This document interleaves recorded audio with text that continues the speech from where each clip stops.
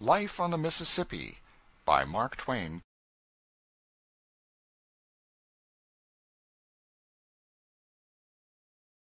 Chapter 34.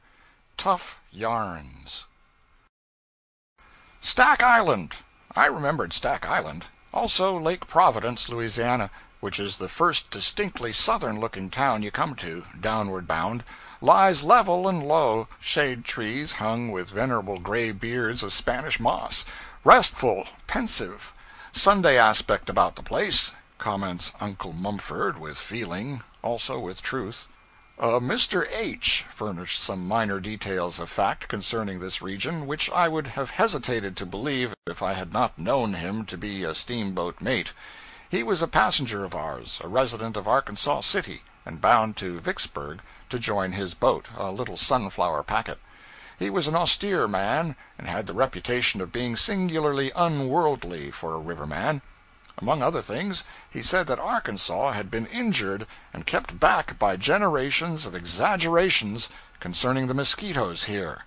One may smile, said he, and turn the matter off as being a small thing, but when you come to look at the effects produced, in the way of discouragement of immigration and diminished values of property, it was quite the opposite of a small thing, or thing in any wise to be coughed down or sneered at. These mosquitoes had been persistently represented as being formidable and lawless, whereas the truth is they are feeble, insignificant in size, diffident to a fault, sensitive, and so on and so on. You would have supposed he was talking about his family. But if he was soft on the Arkansas mosquitoes, he was hard enough on the mosquitoes of Lake Providence to make up for it. Those Lake Providence colossi, as he finally called them, he said that 2 of them could whip a dog, and that 4 of them could hold a man down, and except help come, they would kill him, butcher him, as he expressed it. Referred in a sort of casual way, and yet significant way, to the fact that the life policy in its simplest form is unknown in Lake Providence. They take out a mosquito policy besides. He told many remarkable things about those lawless insects. Among others, said he had seen them try to vote. Noticing that this statement seemed to be a good deal of a strain on us, he modified it a little, said he might have been mistaken as to that particular, but knew he had seen them around the polls canvassing. There was another passenger, friend of H's, who backed up the harsh evidence against those mosquitoes, and detailed some stirring adventures which he had had with them. The stories were pretty sizable, merely pretty sizable. Yet Mr. H. was continually interrupting with a cold, inexorable, "Wait, knock off 25% of that, now go on," or "Wait, you are getting that too strong, cut it down, you get a leetle too much costumery onto your statements, always dress a fact in tights, never in an ulster," or "Pardon once more, if you are going to load anything more onto that statement, you want to get a couple of lighters and tow the rest, because it's drawing all the water there is in the river already. Stick to facts, just stick to the cold facts. What these gentlemen want for a book is the frozen truth, ain't that so, gentlemen?" He explained privately that it was necessary to watch this man all the time, and keep him within bounds. It would not do to neglect this precaution, as he, Mr. H., knew to his sorrow. Said he, "I will not deceive you. He told me such a monstrous lie once, that it swelled my left ear up, and spread it so that I was actually not able to see out around it. It remained so for months, and people came miles to see me fan myself with it." Chapter 35. Vicksburg during the Trouble. We used to plow past the lofty hill city Vicksburg downstream, but we cannot do that now. A cut-off has made a country town of it, like Osceola, St. Genevieve, and several others. There is currentless water, also a big island in front of Vicksburg now. You come down the river, the other side of the island, then turn and come up to the town, that is, in high water. In low water you can't come up, but must land some distance below it. Signs and scars still remain as reminders of Vicksburg's tremendous war experiences, earthworks, trees crippled by the cannon balls, cave refuges in the clay precipices, etc. The caves did good service during the 6 weeks' bombardment of the city, May 8th to July 4th, 1863. They were used by the non-combatants, mainly by the women and children, not to live in constantly, but to fly to for safety on occasion. They were mere holes, tunnels driven into the perpendicular clay bank, then branched Y-shape within the hill. Life in Vicksburg during the 6 weeks was but wait, here are some materials out of which to reproduce it. Population, 27,000 soldiers, 3,000 non-combatants. The city utterly cut off from the world, walled solidly in, the frontage by gunboats, the rear by soldiers and batteries. Hence, no buying and selling with the outside, no passing to and fro, no God-speeding a parting guest, no welcoming a coming one, no printed acres of world-wide news to be read at breakfast mornings, a tedious dull absence of such matter instead. Hence, also, no running to see steamboats smoking into view in the distance up or down, and plowing toward the town, for none came. The river lay vacant and undisturbed. No rush and turmoil around the railway station, no struggling over bewildered swarms of passengers by noisy mobs of hackmen. All quiet there. Flour $200 a barrel, sugar $30, corn $10 a bushel, bacon $5 a pound, rum $100 a gallon, other things in proportion. Consequently, no roar and racket of drays and carriages tearing along the streets. Nothing for them to do among that handful of non-combatants of exhausted means. At 3 o'clock in the morning, silence. Silence so dead that the measured tramp of a sentinel can be heard a seemingly impossible distance. Out of hearing of this lonely sound, perhaps the stillness is absolute. All in a moment come ground-shaking thunder crashes of artillery. The sky is cobwebbed with the criss-crossing red lines streaming from soaring bombshells, and a rain of iron fragments descends upon the city, descends upon the empty streets which are not empty a moment later, but mottled with dim figures of frantic women and children scurrying from home and bed toward the cave dungeons, encouraged by the humorous grim soldiery, who shout, "Rats to your holes!" and laugh. The cannon thunder rages, shells scream and crash overhead. The iron rain pours down, 1 hour, 2 hours, 3, possibly 6, then stops. Silence follows, but the streets are still empty. The silence continues. By and by a head projects from a cave here and there and yonder, and reconnoiters cautiously. The silence still continuing. Bodies follow heads, and jaded, half-smothered creatures group themselves about, stretch their cramped limbs, draw in deep draughts of the grateful fresh air, gossip with the neighbors from the next cave, maybe straggle off home presently, or take a lounge through the town, if the stillness continues, and will scurry to the holes again by and by, when the war tempest breaks forth once more.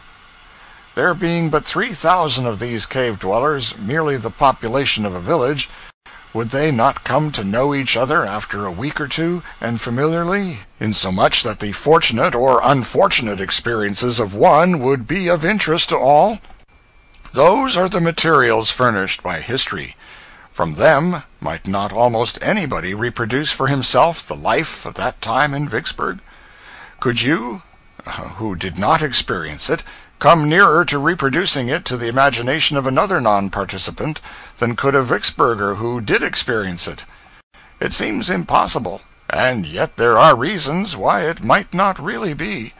When one makes his first voyage in a ship, it is an experience which multitudinously bristles with striking novelties which are in such sharp contrast with all this person's former experiences that they take a seemingly deathless grip upon his imagination and memory.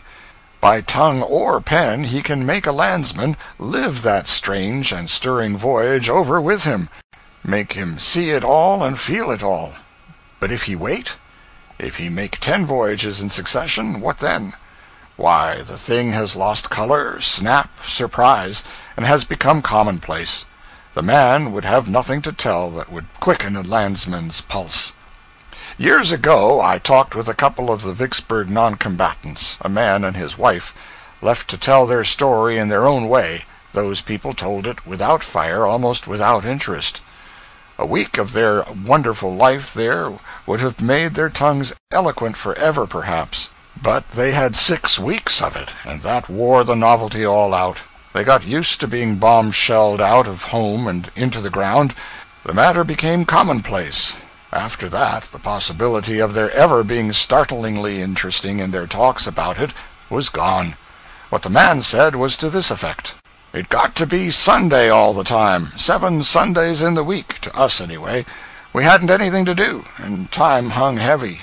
7 Sundays, and all of them broken up at one time or another, in the day or in the night, by a few hours of the awful storm of fire and thunder and iron. At first we used to shin for the holes a good deal faster than we did afterwards. The first time I forgot the children, and Maria fetched them both along. When she was all safe in the cave, she fainted.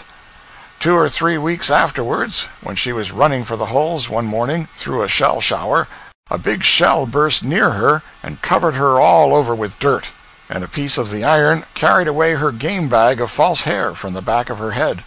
Well, she stopped to get that game bag before she shoved along again. Was getting used to things already, you see. We all got so that we could tell a good deal about shells, and after that we didn't always go under shelter if it was a light shower. Us men would loaf around and talk, and a man would say, 'There she goes,' and name the kind of shell it was from the sound of it, and go on talking, if there wasn't any danger from it. If a shell was bursting close over us, we stopped talking and stood still. Uncomfortable, yes, but it wasn't safe to move. When it let go, we went on talking again, if nobody hurt, maybe saying, 'That was a ripper,' or some such commonplace comment before we resumed.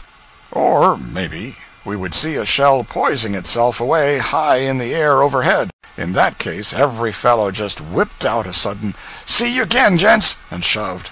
Often and often I saw gangs of ladies promenading the streets, looking as cheerful as you please, and keeping an eye canted up, watching the shells.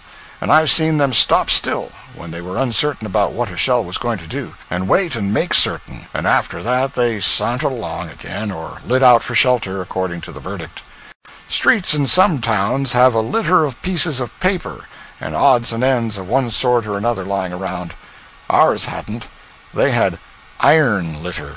Sometimes a man would gather up all the iron fragments and unburst shells in his neighborhood and pile them into a kind of monument in his front yard, a ton of it, sometimes. No glass left. Glass couldn't stand such a bombardment. It was all shivered out.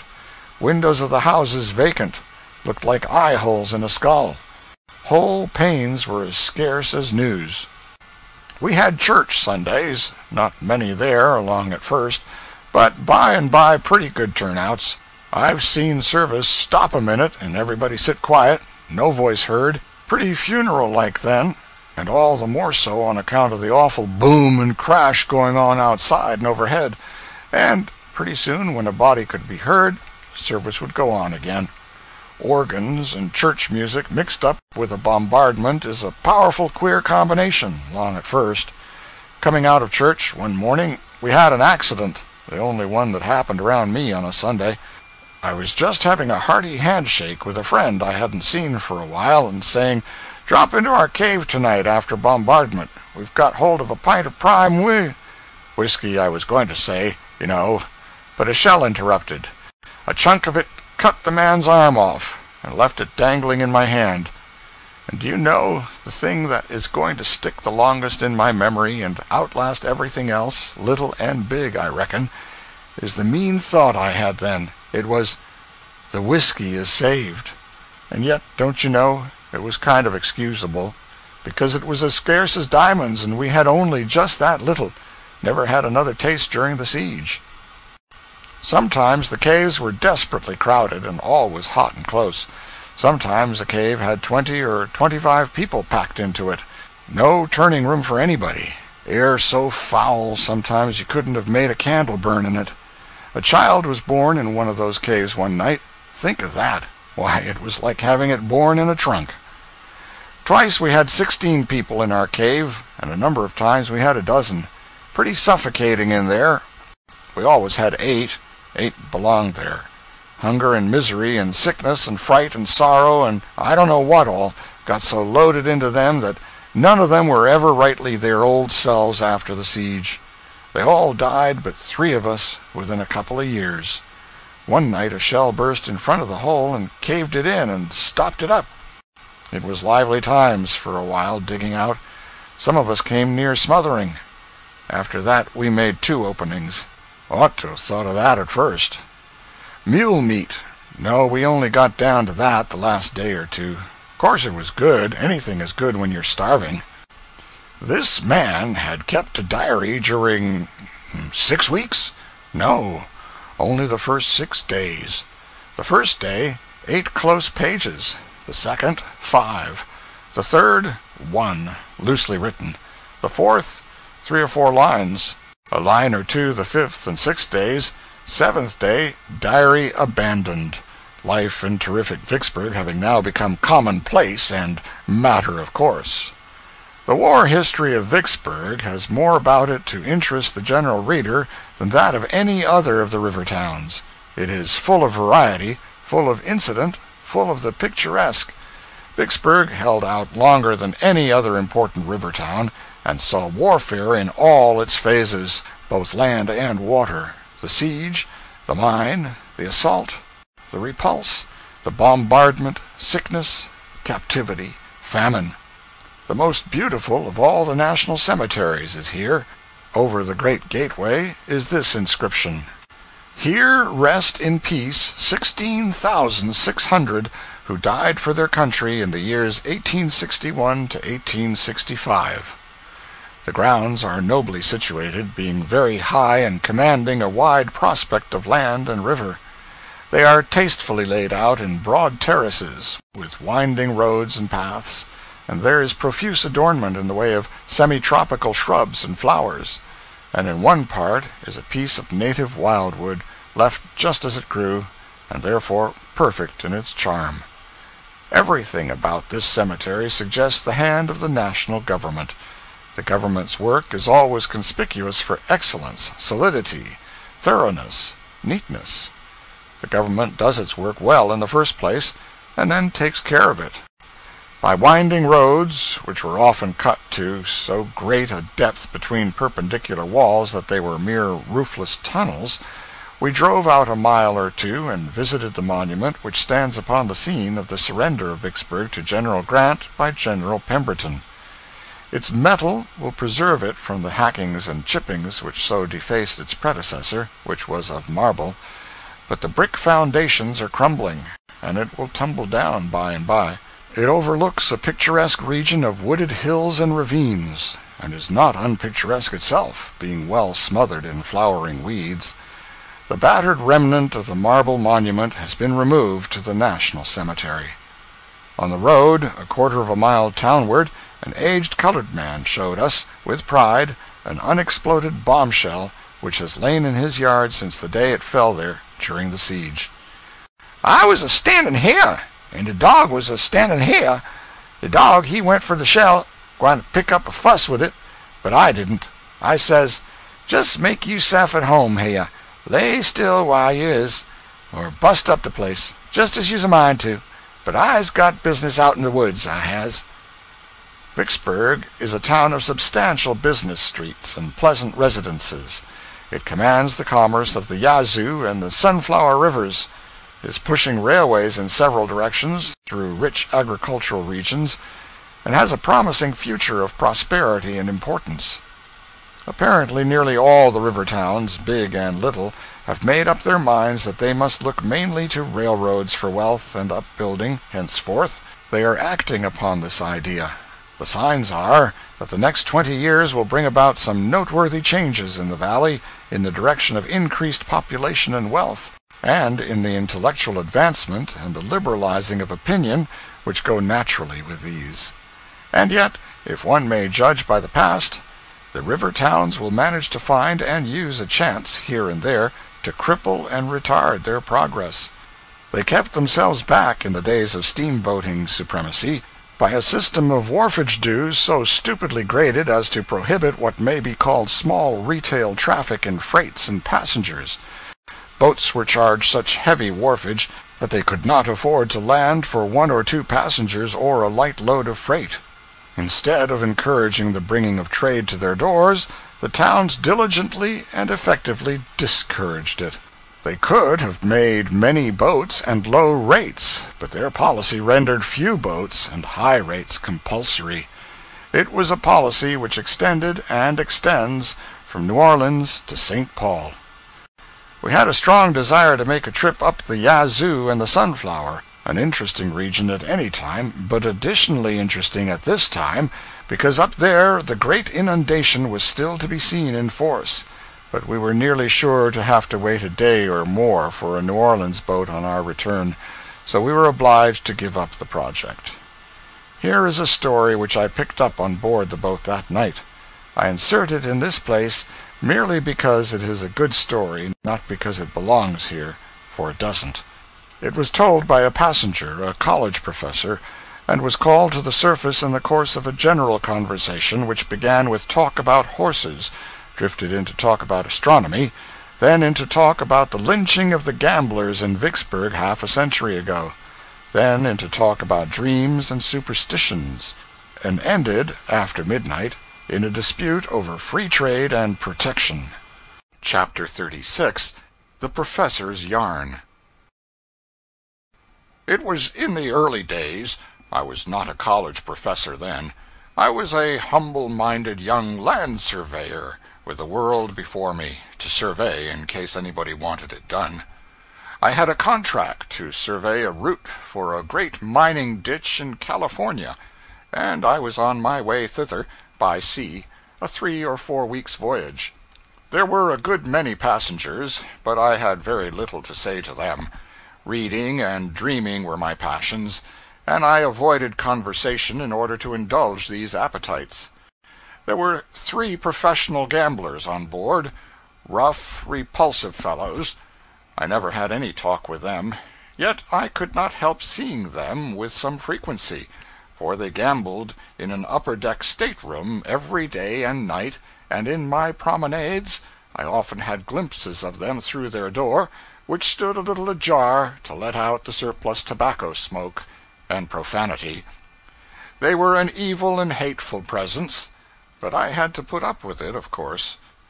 There was one other passenger who fell under my eye a good deal, for he seemed determined to be friendly with me, and I could not have gotten rid of him without running some chance of hurting his feelings, and I was far from wishing to do that. Besides, there was something engaging in his countrified simplicity and his beaming good nature. The first time I saw this Mr. John Backus, I guessed from his clothes and his looks that he was a grazier or farmer from the backwoods of some western state, doubtless Ohio, and afterward, when he dropped into his personal history and I discovered that he was a cattle raiser from interior Ohio, I was so pleased with my own penetration that I warmed toward him for verifying my instinct.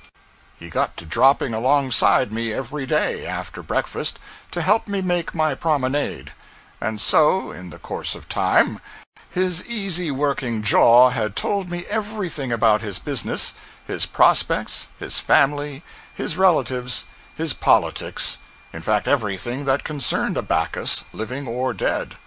And, meantime, I think he had managed to get out of me everything I knew about my trade, my tribe, my purposes, my prospects, and myself. He was a gentle and persuasive genius, and this thing showed it, for I was not given to talking about my matters. I said something about triangulation once. The stately word pleased his ear. He inquired what it meant. I explained. After that he quietly and inoffensively ignored my name, and always called me Triangle. What an enthusiast he was in cattle! At the bare name of a bull or a cow, his eye would light and his eloquent tongue would turn itself loose. As long as I would walk and listen, he would walk and talk. He knew all breeds. He loved all breeds. He caressed them all with his affectionate tongue. I tramped along in voiceless misery whilst the cattle question was up. When I could endure it no longer, I used to deftly insert a scientific topic into the conversation. Then my eye fired, and his faded. My tongue fluttered, his stopped. Life was a joy to me, and a sadness to him. One day he said, a little hesitatingly, and with somewhat of diffidence, "Triangle, would you mind coming down to my stateroom a minute and have a little talk on a certain matter?" I went with him at once. Arrived there, he put his head out, glanced up and down the saloon warily, then closed the door and locked it. He sat down on the sofa, and he said, "I'm a-going to make a little proposition to you, and if it strikes you favorable, it'll be a middlin' good thing for both of us. You ain't a-going out to California for fun, neither am I. It's business, ain't that so? Well, you can do me a good turn, and so can I you, if we see fit. I've raked and scraped and saved a considerable many years, and I've got it all here." He unlocked an old hair trunk, tumbled a chaos of shabby clothes aside, and drew a short stout bag into view for a moment, then buried again and relocked the trunk. Dropping his voice to a cautious low tone, he continued, "She's all there, around $10,000 in yellow boys. Now this is my little idea. What I don't know about raising cattle ain't worth knowing. There's mints of money in it in Californy. Well, I know, and you know, that all along a line that's being surveyed, there's little dabs of land that they call gores, that fall to the surveyor free gratis for nothing.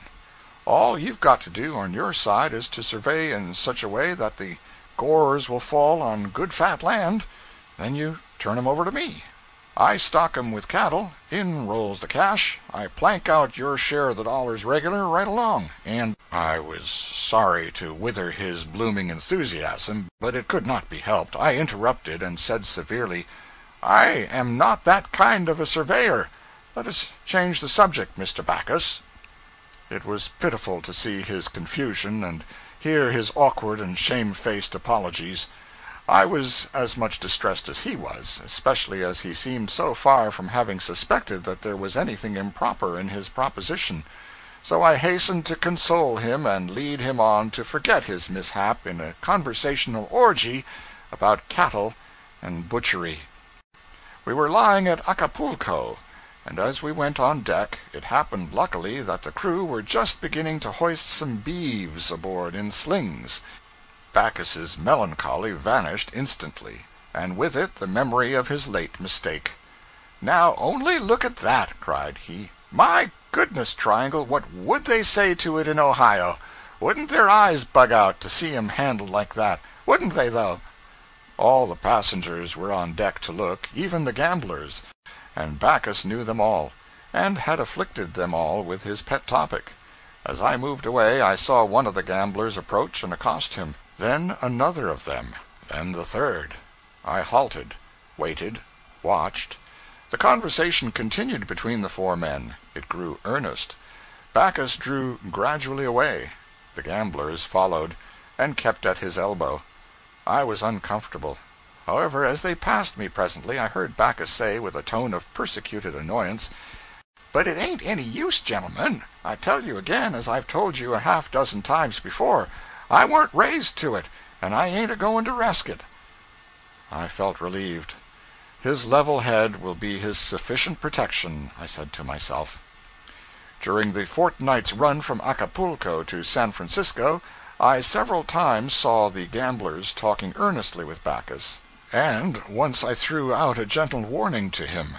He chuckled comfortably and said, "Oh, yes, they tag around after me considerable. Want me to play a little, just for amusement, they say. But laws o' me, if my folks have told me once to look out for that sort of livestock, they've told me 1,000 times, I reckon." By and by, in due course, we were approaching San Francisco. It was an ugly black night, with a strong wind blowing, but there was not much sea. I was on deck, alone. Toward 10 I started below. A figure issued from the gambler's den, and disappeared in the darkness.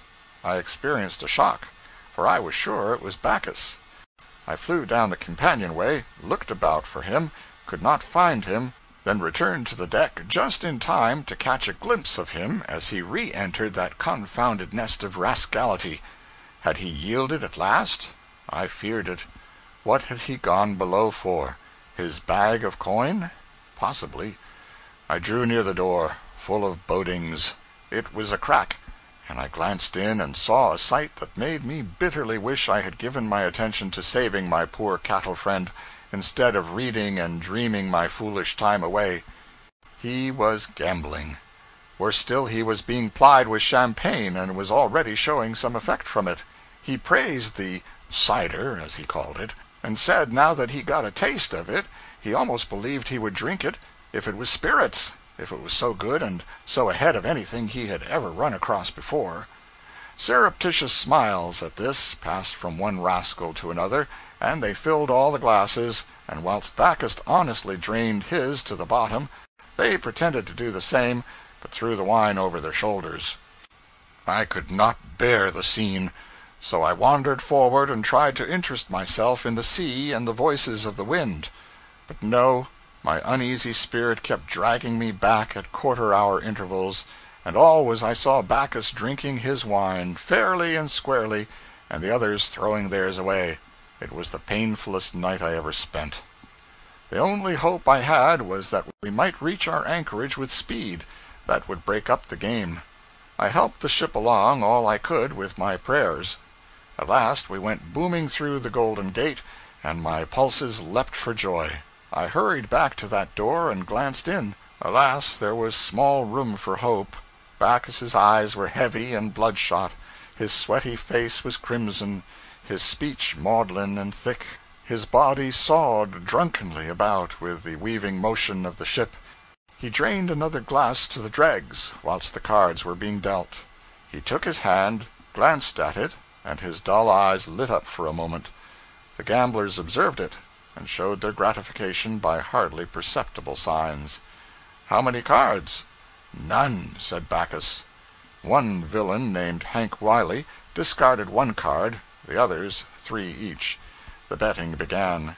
Heretofore the bets had been trifling, $1 or 2, but Bacchus started off with an eagle now. Wiley hesitated a moment, then saw it, and went $10 better.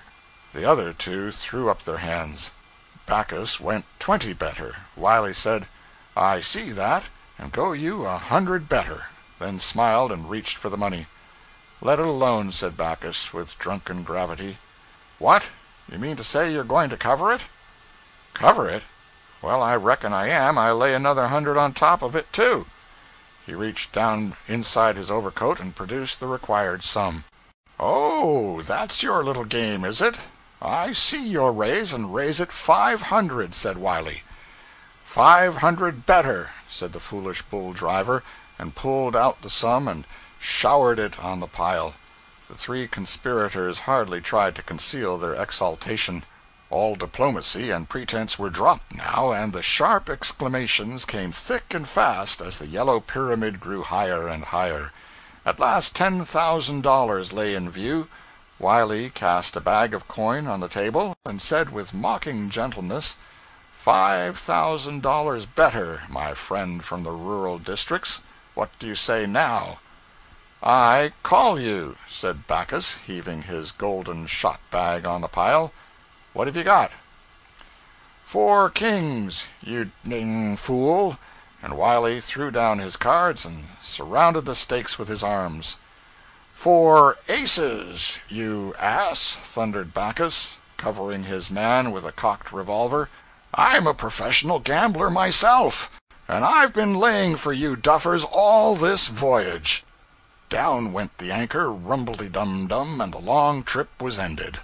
Well, well, it is a sad world. One of the 3 gamblers was Bacchus's pal. It was he that dealt the fateful hands. According to an understanding with the 2 victims, he was to have given Bacchus 4 queens, but alas, he didn't. A week later I stumbled upon Bacchus, arrayed in the height of fashion, in Montgomery Street. He said, cheerily, as we were parting, "Ah, by the way, you needn't mind about those gores. I don't really know anything about cattle, except what I was able to pick up in a week's apprenticeship over in Jersey just before we sailed. My cattle culture and cattle enthusiasm have served their turn. I shan't need them any more. Next day we reluctantly parted from the Gold Dust and her officers, hoping to see that boat and all those officers again some day, a thing which the fates were to render tragically impossible. Chapter 37. The End of the Gold Dust. For 3 months later, August 8, while I was writing one of these foregoing chapters, the New York papers brought this telegram: "A terrible disaster. 17 persons killed by an explosion on the steamer Gold Dust." Nashville, August 7. A dispatch from Hickman, Kentucky, says: "The steamer Gold Dust exploded her boilers at 3 o'clock today, just after leaving Hickman. 47 persons were scalded, and 17 are missing. The boat was landed in the eddy just above the town, and through the exertions of the citizens, the cabin passengers, officers, and part of the crew and deck passengers were taken ashore and removed to the hotels and residences. 24 of the injured were lying in Holkman's dry goods store at one time, where they received every attention before being removed to more comfortable places." A list of the names followed, whereby it appeared that of the 17 dead, 1 was the barkeeper, and among the 47 wounded were the captain, chief mate, second mate, and second and third clerks. Also Mr. Lem S. Gray, pilot, and several members of the crew. In answer to a private telegram, we learned that none of these was severely hurt, except Mr. Gray. Letters received afterward confirmed this news, and said that Mr. Gray was improving and would get well. Later letters spoke less hopefully of his case, and finally came one announcing his death. A good man, a most companionable and manly man, and worthy of a kindlier fate. Chapter 38. The House Beautiful. We took passage in a Cincinnati boat for New Orleans, or on a Cincinnati boat. Either is correct. The former is the eastern form of putting it, the latter is the western. Mr. Dickens declined to agree that the Mississippi steamboats were magnificent, or that they were floating palaces, terms which had always been applied to them, terms which did not over-express the admiration with which the people viewed them. Mr. Dickens' position was unassailable, possibly. The people's position was certainly unassailable. If Mr. Dickens was comparing these boats with the Crown Jewels, or with the Taj, or with the Matterhorn, or with some other priceless or wonderful thing which he had seen, then they were not magnificent. He was right. The people compared them with what they had seen, and thus measured, thus judged, the boats were magnificent. The term was the correct one. It was not at all too strong. The people were as right as was Mr. Dickens. The steamboats were finer than anything on shore. Compared with superior dwelling-houses and first-class hotels in the valley, they were indubitably magnificent. They were palaces. To a few people living in New Orleans and St. Louis, they were not magnificent, perhaps, not palaces, but to the great majority of those populations, and to the entire population spread over both banks between Baton Rouge and St. Louis, they were palaces. They tallied with the citizen's dream of what magnificence was, and satisfied it. Every town and village along that vast stretch of double river frontage had a best dwelling, finest dwelling, mansion, the home of its wealthiest and most conspicuous citizen. It is easy to describe it: large grassy yard with paling fence painted white, in fair repair, brick walk from gate to door, big, square, 2-story frame house, painted white and porticoed like a Grecian temple, with this difference, that the imposing fluted columns and Corinthian capitals were a pathetic sham, being made of white pine and painted.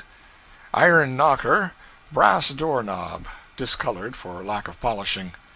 Within, an uncarpeted hall of planed boards. opening out of it a parlor 15 feet by 15, in some instances 5 or 10 feet larger. Ingrain carpet, mahogany center table, lamp on it with green paper shade, standing on a gridiron, so to speak, made of high-colored yarns by the young ladies of the house, and called a lamp mat.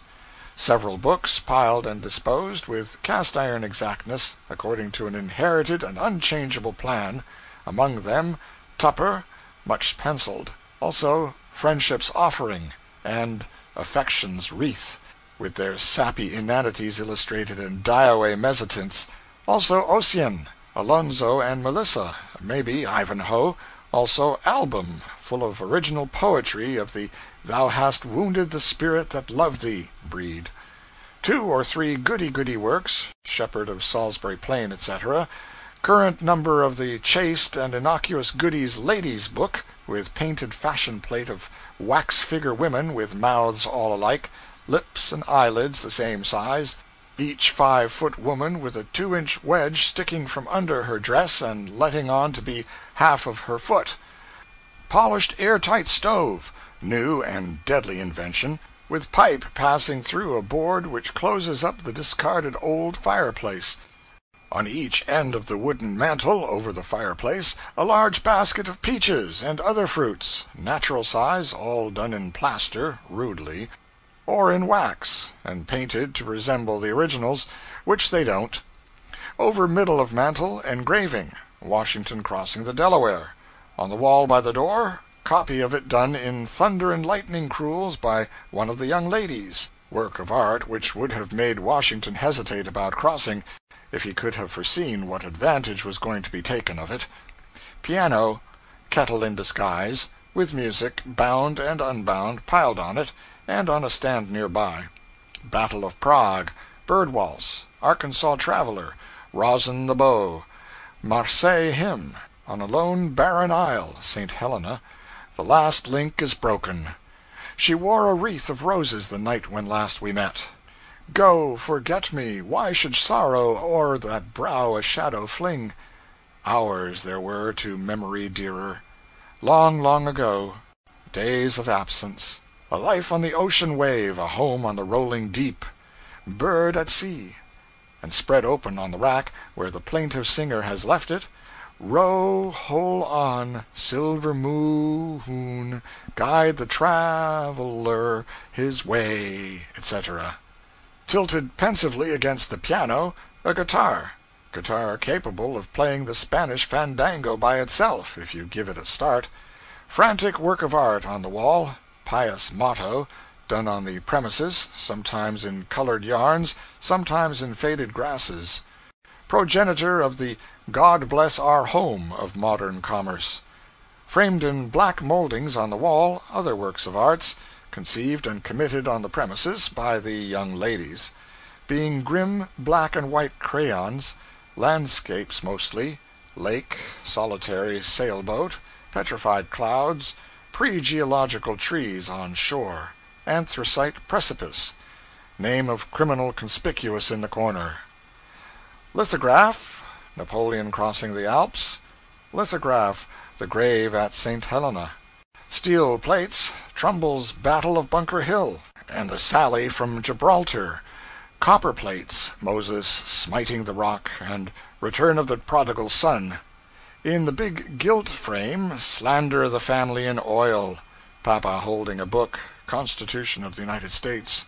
Guitar leaning against Mama. Blue ribbons fluttering from its neck. The young ladies, as children, in slippers and scalloped pantalettes, one embracing toy horse, the other beguiling kitten with ball of yarn, and both simpering up at Mama, who simpers back. These persons all fresh, raw, and red, apparently skinned.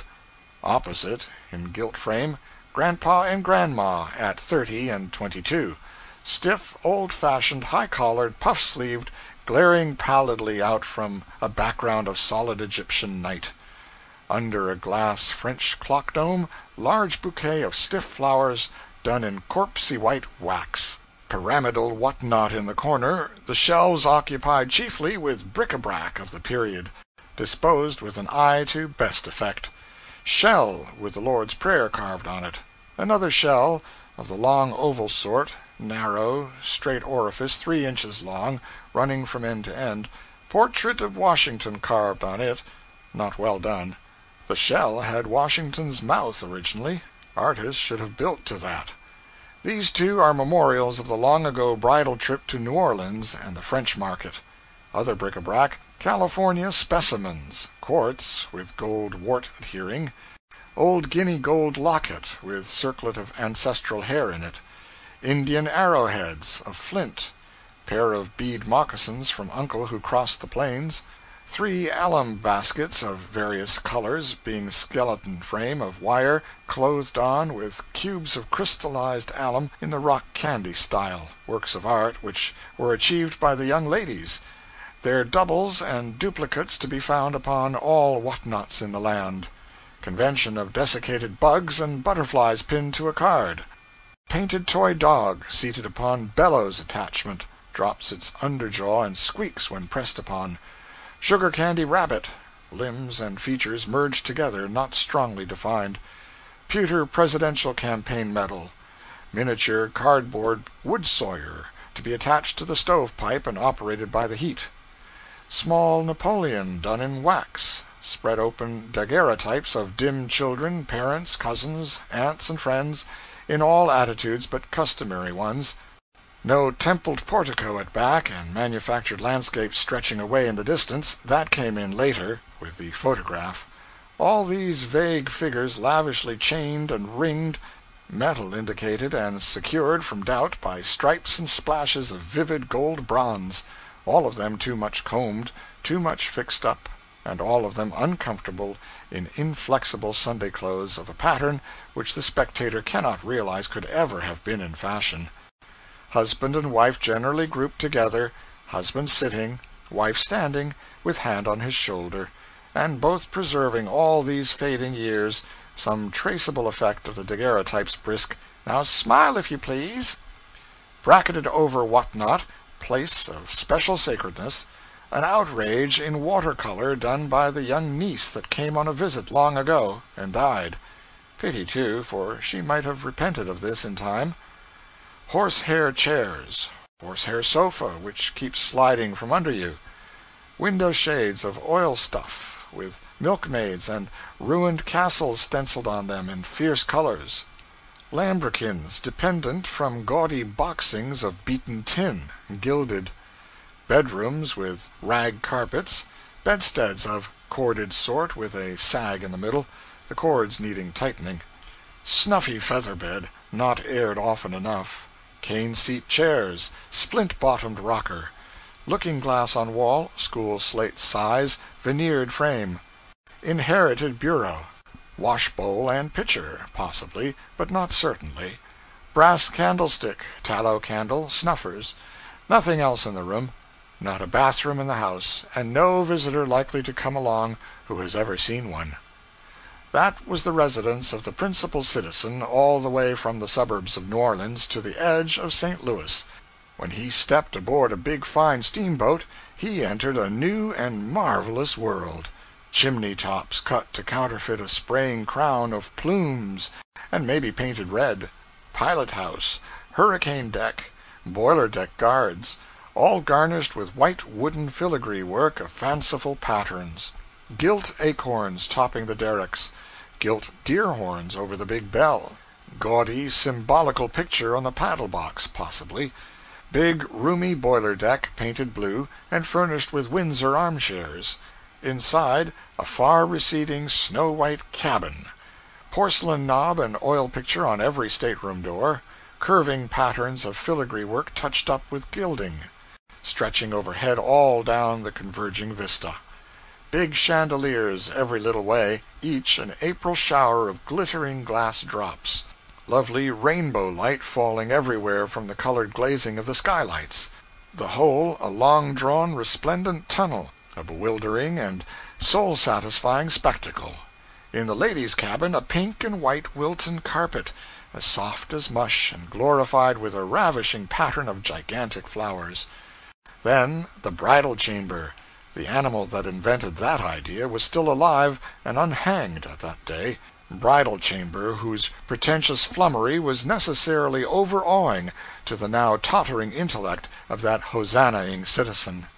Every stateroom had its couple of cozy clean bunks, and perhaps a looking-glass and a snug closet, and sometimes there was even a wash-bowl and pitcher, and part of a towel, which could be told from mosquito-netting by an expert, though generally these things were absent, and the shirt-sleeved passengers cleansed themselves at a long row of stationary bowls in the barber shop, where were also public towels, public combs, and public soap.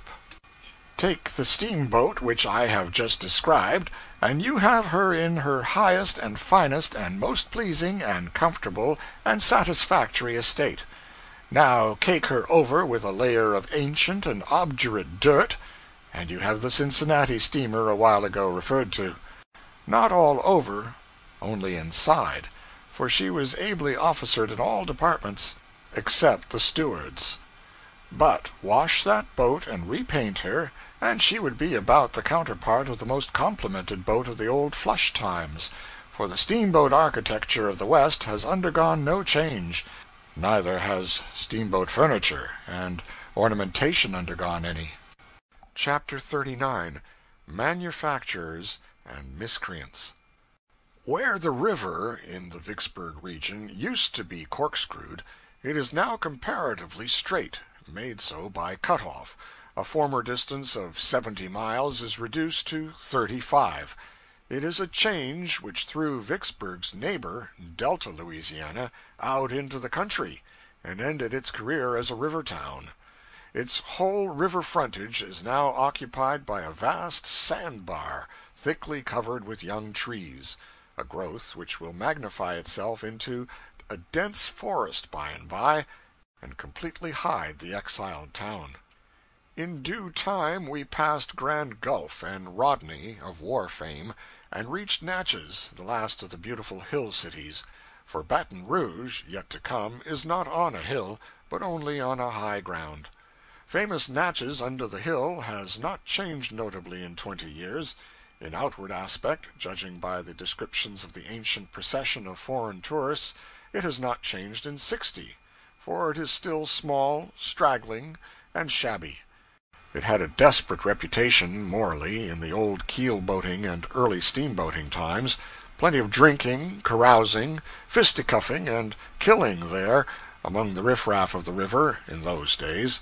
But Natchez on top of the hill is attractive, has always been attractive. Even Mrs. Trollope, 1827, had to confess its charms. At one or two points the wearisome level line is relieved by bluffs, as they call the short intervals of high ground. The town of Natchez is beautifully situated on one of those high spots. The contrast that its bright green hill forms with the dismal line of black forest that stretches on every side, the abundant growth of the pawpaw, palmetto, and orange, the copious variety of sweet-scented flowers that flourish there, all make it appear like an oasis in the desert. Natchez is the furthest point to the north at which oranges ripen in the open air, or endure the winter without shelter. With the exception of this sweet spot, I thought all the little towns and villages we passed wretched-looking in the extreme.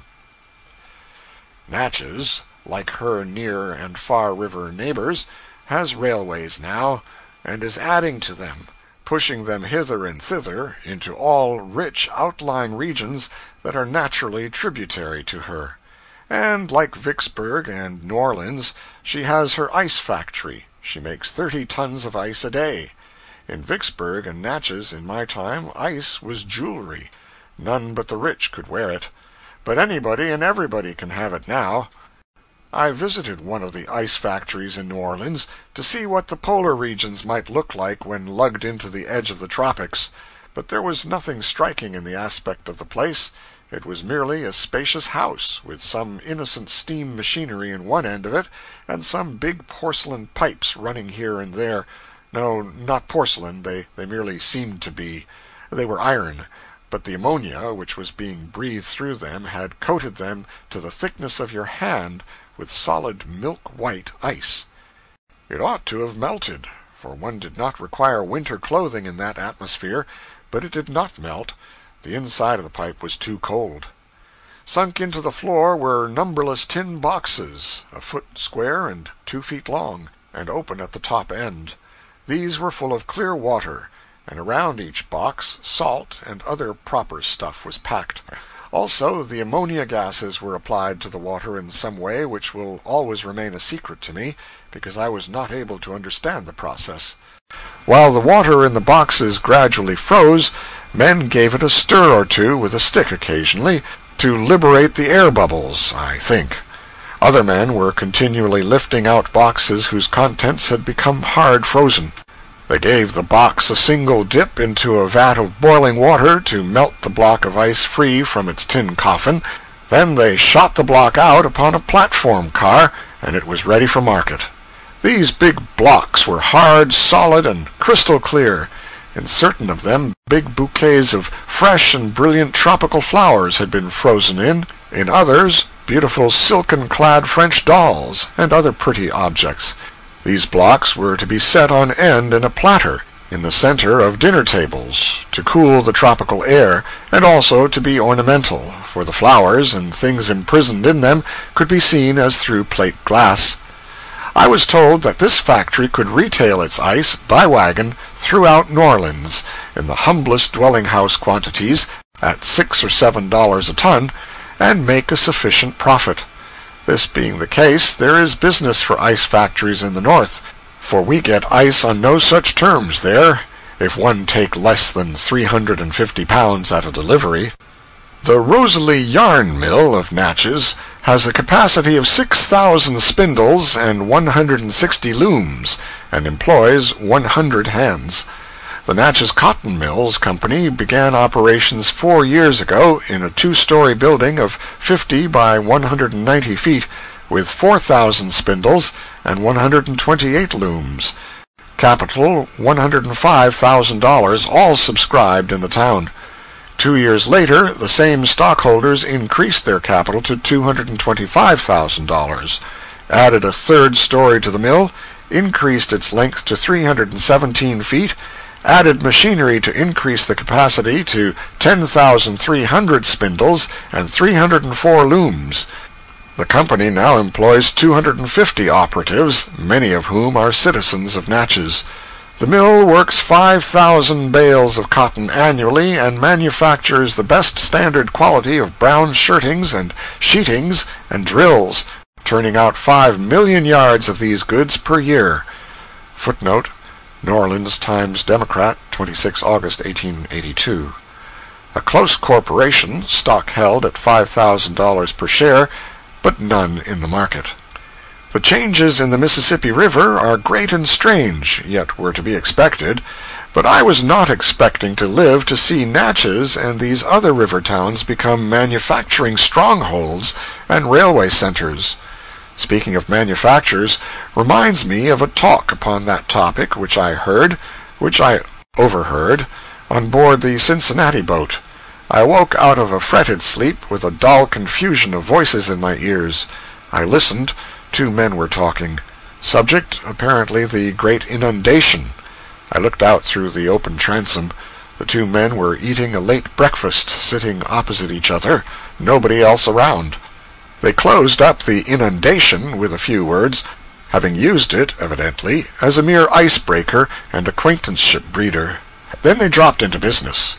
It soon transpired that they were drummers, one belonging in Cincinnati, the other in New Orleans. Brisk men, energetic of movement and speech, the dollar their god, how to get it their religion. "Now, as to this article," said Cincinnati, slashing into the ostensible butter and holding forward a slab of it on his knife-blade, "it's from our house. Look at it. Smell of it. Taste it. Put any test on it you want to. Take your own time, no hurry, make it thorough. There now, what do you say? Butter, ain't it? Not by a thundering sight. It's oleomargarine. Yes, sir, that's what it is, oleomargarine.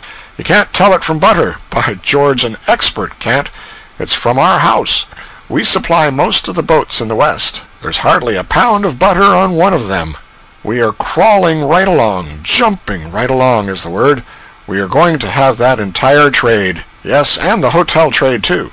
You are going to see the day, pretty soon, when you can't find an ounce of butter to bless yourself with in any hotel in the Mississippi and Ohio valleys outside of the biggest cities. Why, we are turning out oleomargarine now by the thousands of tons, and we can sell it so dirt cheap that the whole country has got to take it. Can't get around it, you see. Butter don't stand any show. There ain't any chance for competition. Butter's had its day, and from this out, butter goes to the wall. There's more money in oleomargarine than, why, you can't imagine the business we do. I've stopped in every town from Cincinnati to Natchez, and I've sent home big orders from every one of them. And so forth and so on, for 10 minutes longer in the same fervid strain. Then New Orleans piped up and said, "Yes, it's a first-rate imitation, that's a certainty. But it ain't the only one around that's first-rate. For instance, they make olive oil out of cottonseed oil nowadays, so that you can't tell them apart." "Yes, that's so," responded Cincinnati, "and it was a tip-top business for a while. They sent it over and brought it back from France and Italy with the United States Customs House mark on it to endorse it for genuine, and there was no end of cash in it. But France and Italy broke up the game, of course they naturally would, cracked on such a rattling impost that cottonseed olive oil couldn't stand the raise, had to hang it up and quit." "Oh, it did it? You wait here a minute." Goes to his stateroom, brings back a couple of long bottles, and takes out the corks, says, "There now, smell them, taste them, examine the bottles, inspect the labels. One of 'em's from Europe, the other's never been out of this country. One's European olive oil, the other's American cottonseed olive oil. Tell 'em apart? Of course you can't. Nobody can. People that want to can go to the expense and trouble of shipping their oils to Europe and back. It's their privilege. But our firm knows a trick worth 6 of that. We turn out the whole thing, clean from the word go, in our factory in New Orleans. Labels, bottles, oil, everything. Well, no, not labels. Been buying them abroad. Get them dirt cheap there. You see, there's just one little wee speck, essence or whatever it is, in a gallon of cottonseed oil that give it a smell or a flavor or something. Get that out, and you're all right. Perfectly easy then to turn the oil into any kind of oil you want to, and there ain't anybody that can detect the true from the false. Well, we know how to get that one little particle out, and we're the only firm that does. And we turn out an olive oil that is just simply perfect, undetectable. We are doing a ripping trade, too, as I could easily show you by my order book for this trip.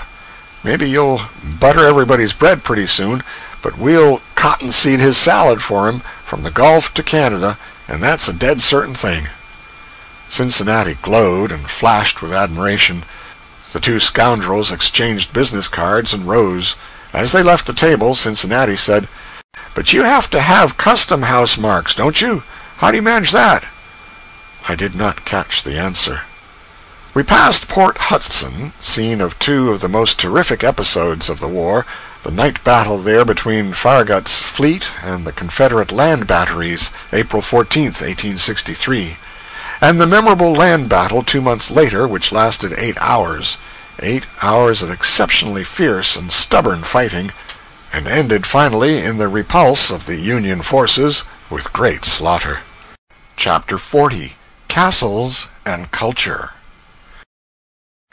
Baton Rouge was clothed in flowers like a bride, no, much more so, like a greenhouse. For we were in the absolute South now, no modifications, no compromises, no halfway measures. The magnolia trees in the Capitol grounds were lovely and fragrant, with their dense, rich foliage and huge snowball blossoms. The scent of the flower is very sweet, but you want distance on it, because it is so powerful. They are not good bedroom blossoms. They might suffocate one in his sleep. We were certainly in the South at last, for here the sugar region begins, and the plantations, vast green levels, with sugar mill and negro quarters clustered together in the middle distance, were in view. And there was a tropical sun overhead, and a tropical swelter in the air. And at this point also begins the pilot's paradise, a wide river hence to New Orleans, abundance of water from shore to shore, and no bars, snags, sawyers, or wrecks in his road. Sir Walter Scott is probably responsible for the Capitol building, for it is not conceivable that this little sham castle would ever have been built if he had not run the people mad a couple of generations ago with his medieval romances. The South has not yet recovered from the debilitating influence of his books.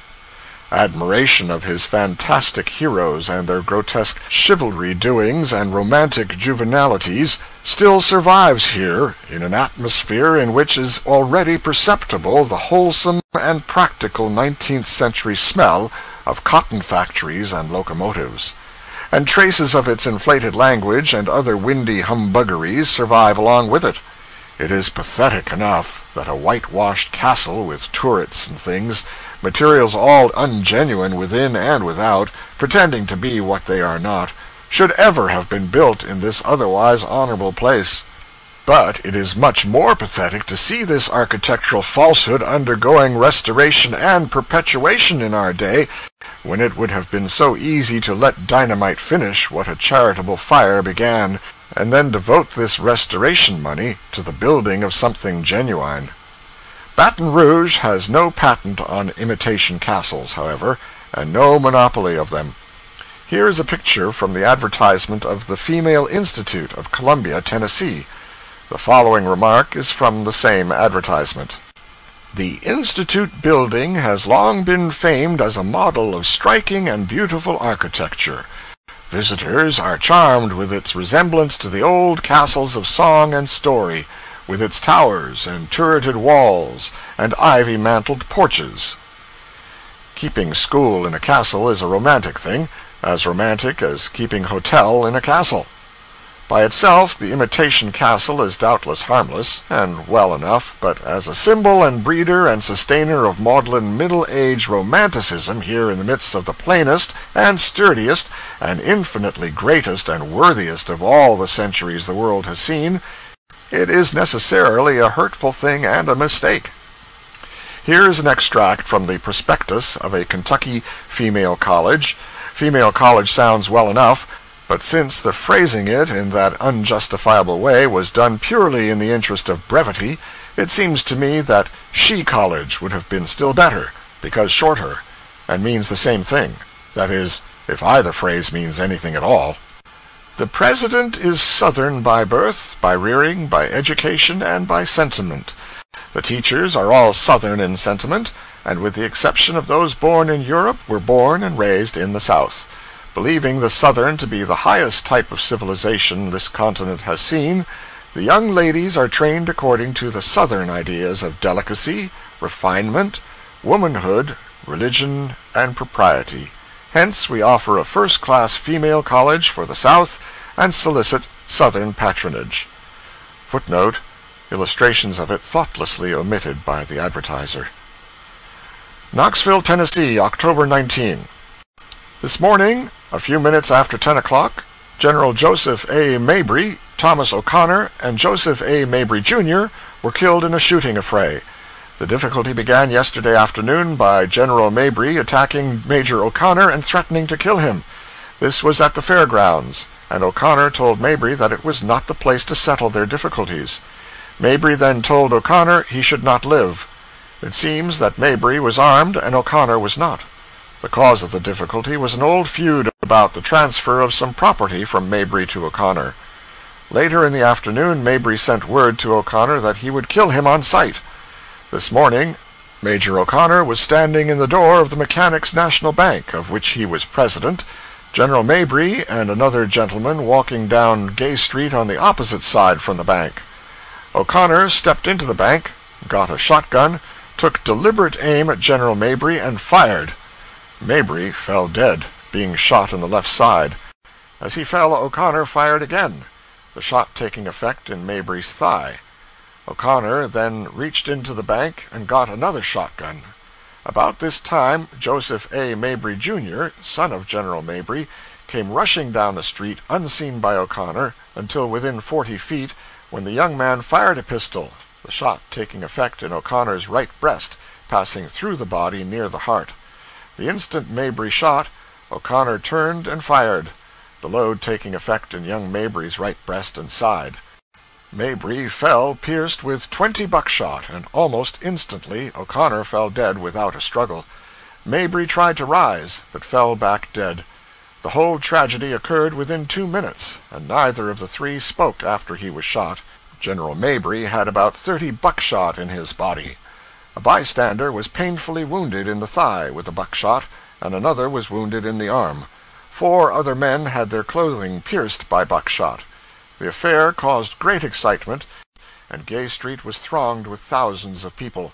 General Mabry and his son Joe were acquitted only a few days ago of the murder of Moses Lusby and Don Lusby, father and son, whom they killed a few weeks ago. Will Mabry was killed by Don Lusby last Christmas. Major Thomas O'Connor was president of the Mechanics' National Bank here, and was the wealthiest man in the state. Associated Press telegram. One day last month, Professor Sharp of Somerville, Tennessee, female college, a quiet and gentlemanly man, was told that his brother-in-law, a Captain Burton, had threatened to kill him. Burton, it seems, had already killed one man and driven his knife into another. The professor armed himself with a double-barreled shotgun, started out in search of his brother-in-law, found him playing billiards in a saloon, and blew his brains out. The Memphis Avalanche reports that the professor's course met with pretty general approval in the community. Knowing that the law was powerless in the actual condition of public sentiment to protect him, he protected himself. About the same time, 2 young men in North Carolina quarreled about a girl, and hostile messages were exchanged. Friends tried to reconcile them, but had their labor for their pains. On the 24th, the young men met in the public highway. One of them had a heavy club in his hand, the other an axe. The man with the club fought desperately for his life, but it was a hopeless fight from the first. A well-directed blow sent his club whirling out of his grasp, and the next moment he was a dead man. About the same time, 2 highly connected young Virginians, clerks in a hardware store at Charlottesville, while skylarking, came to blows. Peter Dick threw pepper in Charles Rhodes' eyes. Rhodes demanded an apology. Dick refused to give it, and it was agreed that a duel was inevitable. But a difficulty arose. The parties had no pistols, and it was too late at night to procure them. One of them suggested that butcher knives would answer the purpose, and the other accepted the suggestion. The result was that Rhodes fell to the floor with a gash in his abdomen that may or may not prove fatal. If Dick has been arrested, the news has not reached us. He expressed deep regret, and we are told by a Staunton correspondent of the Philadelphia Press that every effort has been made to hush the matter up. Extracts from the public journals. What? Warder Ho! The man that can blow so complacent a blast as that probably blows it from a castle. From Baton Rouge to New Orleans, the great sugar plantations border both sides of the river all the way, and stretch their league-wide levels back to the dim forest walls of bearded cypress in the rear. Shores lonely no longer, plenty of dwellings all the way on both banks, standing so close together for long distances that the broad river lying between the 2 rows becomes a sort of spacious street. A most homelike and happy-looking region, and now and then you see a pillared and porticoed great manor house embowered in trees. Here is testimony of 1 or 2 of the procession of foreign tourists that filed along here half a century ago. Mrs. Trollope says, "The unbroken flatness of the banks of the Mississippi continued unvaried for many miles above New Orleans. But the graceful and luxuriant palmetto, the dark and noble ilex, and the bright orange were everywhere to be seen, and it was many days before we were weary of looking at them." Captain Basil Hall. The district of country which lies adjacent to the Mississippi in the lower parts of Louisiana is everywhere thickly peopled by sugar planters, whose showy houses, gay piazzas, trig gardens, and numerous slave villages, all clean and neat, gave an exceedingly thriving air to the river scenery. All the procession paint the attractive picture in the same way. The descriptions of 50 years ago do not need to have a word changed in order to exactly describe the same region as it appears today, except as to the trigness of the houses. The whitewash is gone from the negro cabins now, and many, possibly most, of the big mansions, once so shining white, have worn out their paint and have a decayed, neglected look. It is the blight of the war. 21 years ago everything was trim and trig and bright along the coast, just as it had been in 1827 as described by those tourists. Unfortunate tourists! People humbugged them with stupid and silly lies, and then laughed at them for believing and printing the same. They told Mrs. Trollope that the alligators, or crocodiles as she calls them, were terrible creatures, and backed up the statement with a blood-curdling account of how one of these slandered reptiles crept into a squatter cabin one night and ate up a woman and 5 children. The woman by herself would have satisfied any ordinarily impossible alligator, but no, these liars must make him gorge the 5 children besides. One would not imagine that jokers of this robust breed would be sensitive, but they were. It is difficult at this day to understand, and impossible to justify, the reception which the book of the grave, honest, intelligent, gentle, manly, charitable, well-meaning Captain Basil Hall got. Chapter 41. The Metropolis of the South. The approaches to New Orleans were familiar. General aspects were unchanged. When one goes flying through London along a railway propped in the air on tall arches, he may inspect miles of upper bedrooms through the open windows, but the lower half of the houses is under his level and out of sight. Similarly, in High River Stage, in the New Orleans region, the water is up to the top of the enclosing levee rim.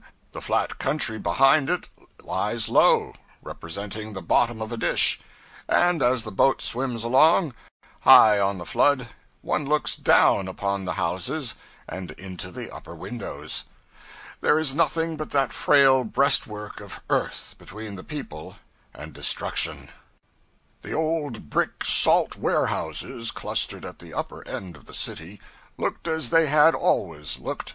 Warehouses which had had a kind of Aladdin's lamp experience, however, since I had seen them. For when the war broke out, the proprietor went to bed one night leaving them packed with thousands of sacks of vulgar salt, worth a couple of dollars a sack, and got up in the morning and found his mountain of salt turned into a mountain of gold, so to speak, so suddenly and to so dizzy a height had the war news sent up the price of the article.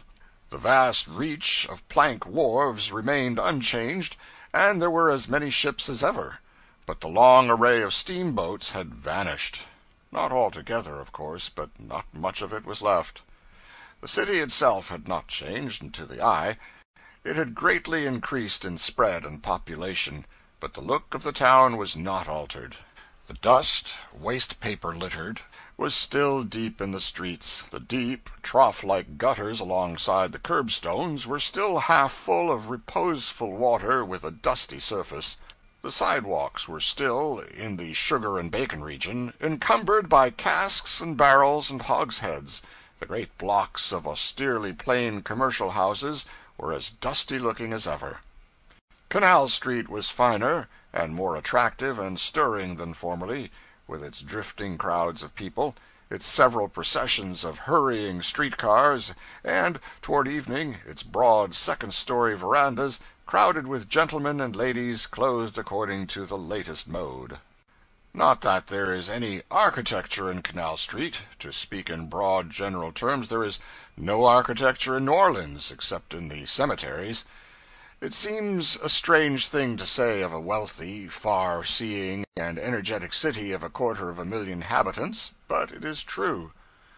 There is a huge granite U.S. Custom House, costly enough, genuine enough, but as a decoration it is inferior to a gasometer. It looks like a state prison, but it was built before the war. Architecture in America may be said to have been born since the war. New Orleans, I believe, has had the good luck, and in a sense the bad luck, to have had no great fire in late years. It must be so. If the opposite had been the case, I think one would be able to tell the burnt district by the radical improvement in its architecture over the old forms. One can do this in Boston and Chicago. The burnt district of Boston was commonplace before the fire, but now there is no commercial district in any city in the world that can surpass it, or perhaps even rival it, in beauty, elegance, and tastefulness.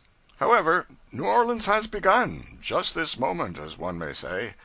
When completed, the new Cotton Exchange will be a stately and beautiful building, massive and substantial, full of architectural graces. No shams or false pretenses or uglinesses about it anywhere. To the city, it will be worth many times its cost, for it will breed its species. What has been lacking hitherto was a model to build toward, something to educate eye and taste, a suggester, so to speak. The city is well outfitted with progressive men, thinking, sagacious, long-headed men. The contrast between the spirit of the city and the city's architecture is like the contrast between waking and sleep. Apparently there is a boom in everything but that one dead feature. The water in the gutters used to be stagnant and slimy, and a potent disease breeder, but the gutters are flushed now, 2 or 3 times a day, by powerful machinery. In many of the gutters the water never stands still, but has a steady current. Other sanitary improvements have been made, and with such effect that New Orleans claims to be, during the long intervals between occasional yellow fever assaults, one of the healthiest cities in the Union. There's plenty of ice now for everybody, manufactured in the town. It is a driving place commercially, and has a great river, ocean, and railway business. At the date of our visit, it was the best lighted city in the Union, electrically speaking. The New Orleans electric lights were more numerous than those of New York, and very much better. One had this modified noonday not only in Canal and some neighboring chief streets, but all along a stretch of 5 miles of river frontage. There are good clubs in the city now, several of them but recently organized, and inviting modern-style pleasure resorts at West End and Spanish Fort. The telephone is everywhere. One of the most notable advances is in journalism. The newspapers, as I remember them, were not a striking feature. Now they are. Money is spent upon them with a free hand. They get the news, let it cost what it may. The editorial work is not hack-grinding, but literature. As an example of New Orleans' journalistic achievement, it may be mentioned that the Times Democrat of August 26, 1882, contained a report of the year's business of the towns of the Mississippi Valley, from New Orleans all the way to St. Paul, 2,000 miles. That issue of the paper consisted of 40 pages, 7 columns to the page, 280 columns in all, 1,500 words to the column, an aggregate of 420,000 words. That is to say, not much short of 3 times as many words as there are in this book. One may with sorrow contrast this with the architecture of New Orleans. I have been speaking of public architecture only. The domestic article in New Orleans is reproachless, notwithstanding it remains as it always was. All the dwellings are of wood, in the American part of the town, I mean, and all have a comfortable look. Those in the wealthy quarter are spacious, painted snow-white usually, and generally have wide verandas, or double verandas, supported by ornamental columns. These mansions stand in the center of large grounds, and rise, garlanded with roses, out of the midst of swelling masses of shining green foliage and many-colored blossoms. No houses could well be in better harmony with their surroundings, or more pleasing to the eye, or more homelike and comfortable looking. One even becomes reconciled to the cistern presently. This is a mighty cask, painted green, and sometimes a couple of stories high, which is propped against the house corner on stilts. There is a mansion and brewery suggestion about the combination which seems very incongruous at first, but the people cannot have wells, and so they take rain-water. Neither can they conveniently have cellars or graves. Footnote: The Israelites are buried in graves, by permission, I take it, not requirement, but none else, except the destitute, who are buried at public expense. The graves are but 3 or 4 feet deep. Neither can they conveniently have cellars or graves, the town being built upon made ground. So they do without both, and few of the living complain, and none of the others. Chapter 42. Hygiene and Sentiment. They bury their dead in vaults above the ground. These vaults have a resemblance to houses, sometimes to temples, are built of marble generally, are architecturally graceful and shapely. They face the walks and driveways of the cemetery, and when one moves through the midst of 1,000 or so of them, and sees their white roofs and gables stretching into the distance on every hand, the phrase "City of the Dead" has all at once a meaning to him. Many of the cemeteries are beautiful, and are kept in perfect order.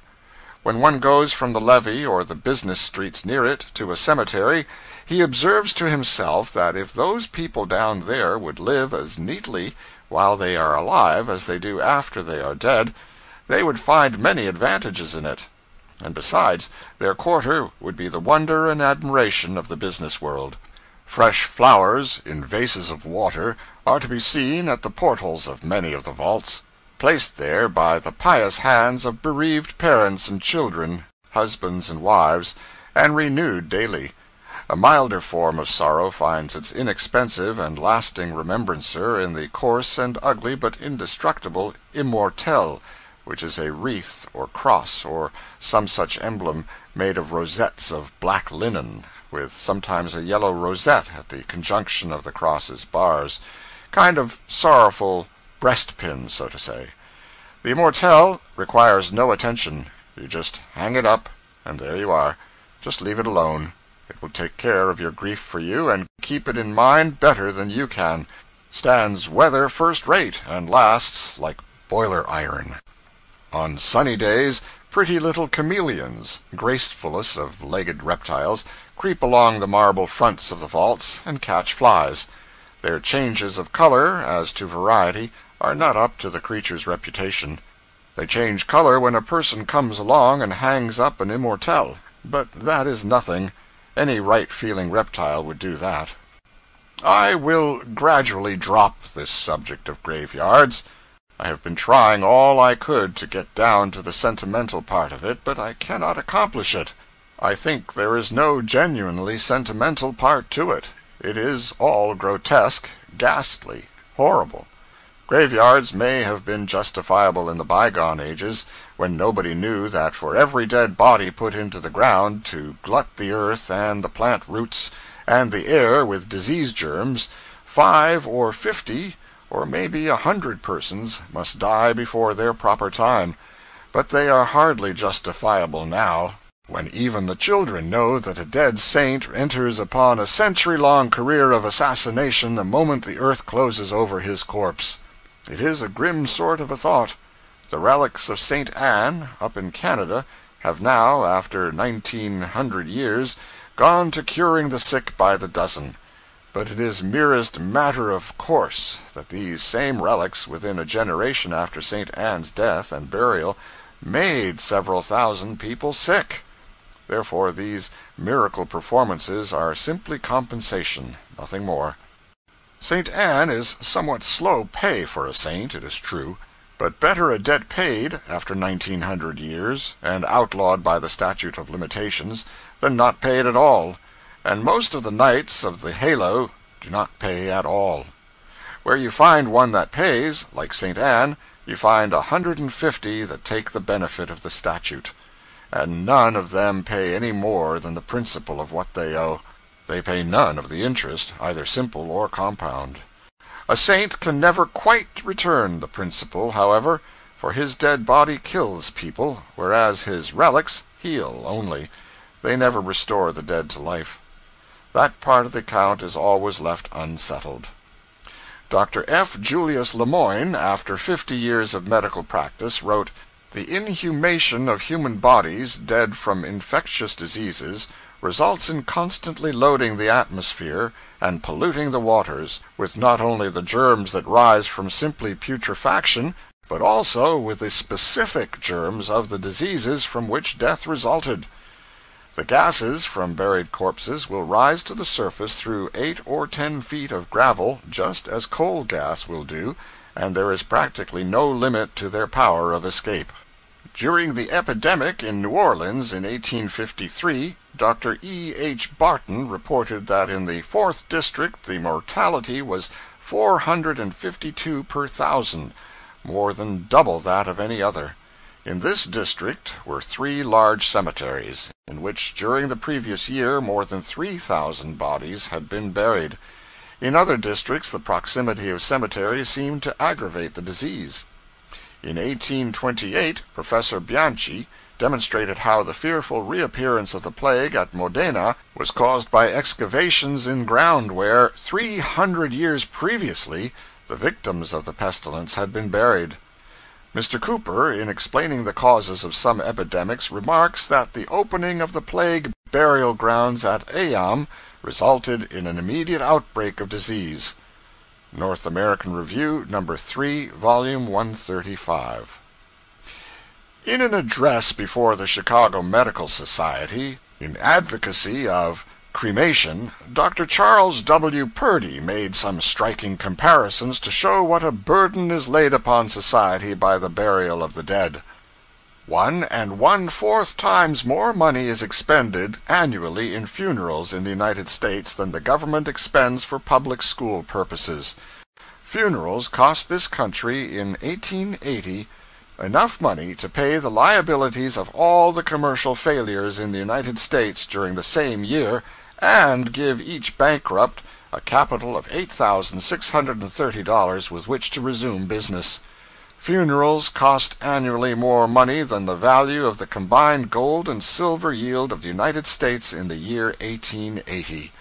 These figures do not include the sums invested in burial grounds and expended in tombs and monuments, nor the loss from depreciation of property in the vicinity of the cemeteries.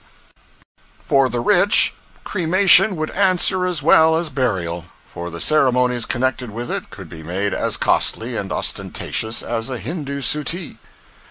While for the poor, cremation would be better than burial, because so cheap. Footnote, $4 or $5 is the minimum cost. So cheap until the poor got to imitating the rich, which they would do by and by. The adoption of cremation would relieve us of a muck of threadbare burial witticisms, but on the other hand it would resurrect a lot of mildewed old cremation jokes that have had a rest for 2,000 years. I have a colored acquaintance who earns his living by odd jobs and heavy manual labor. He never earns above $400 in a year, and as he has a wife and several young children, the closest scrimping is necessary to get him through to the end of the 12 months debtless. To such a man a funeral is a colossal financial disaster.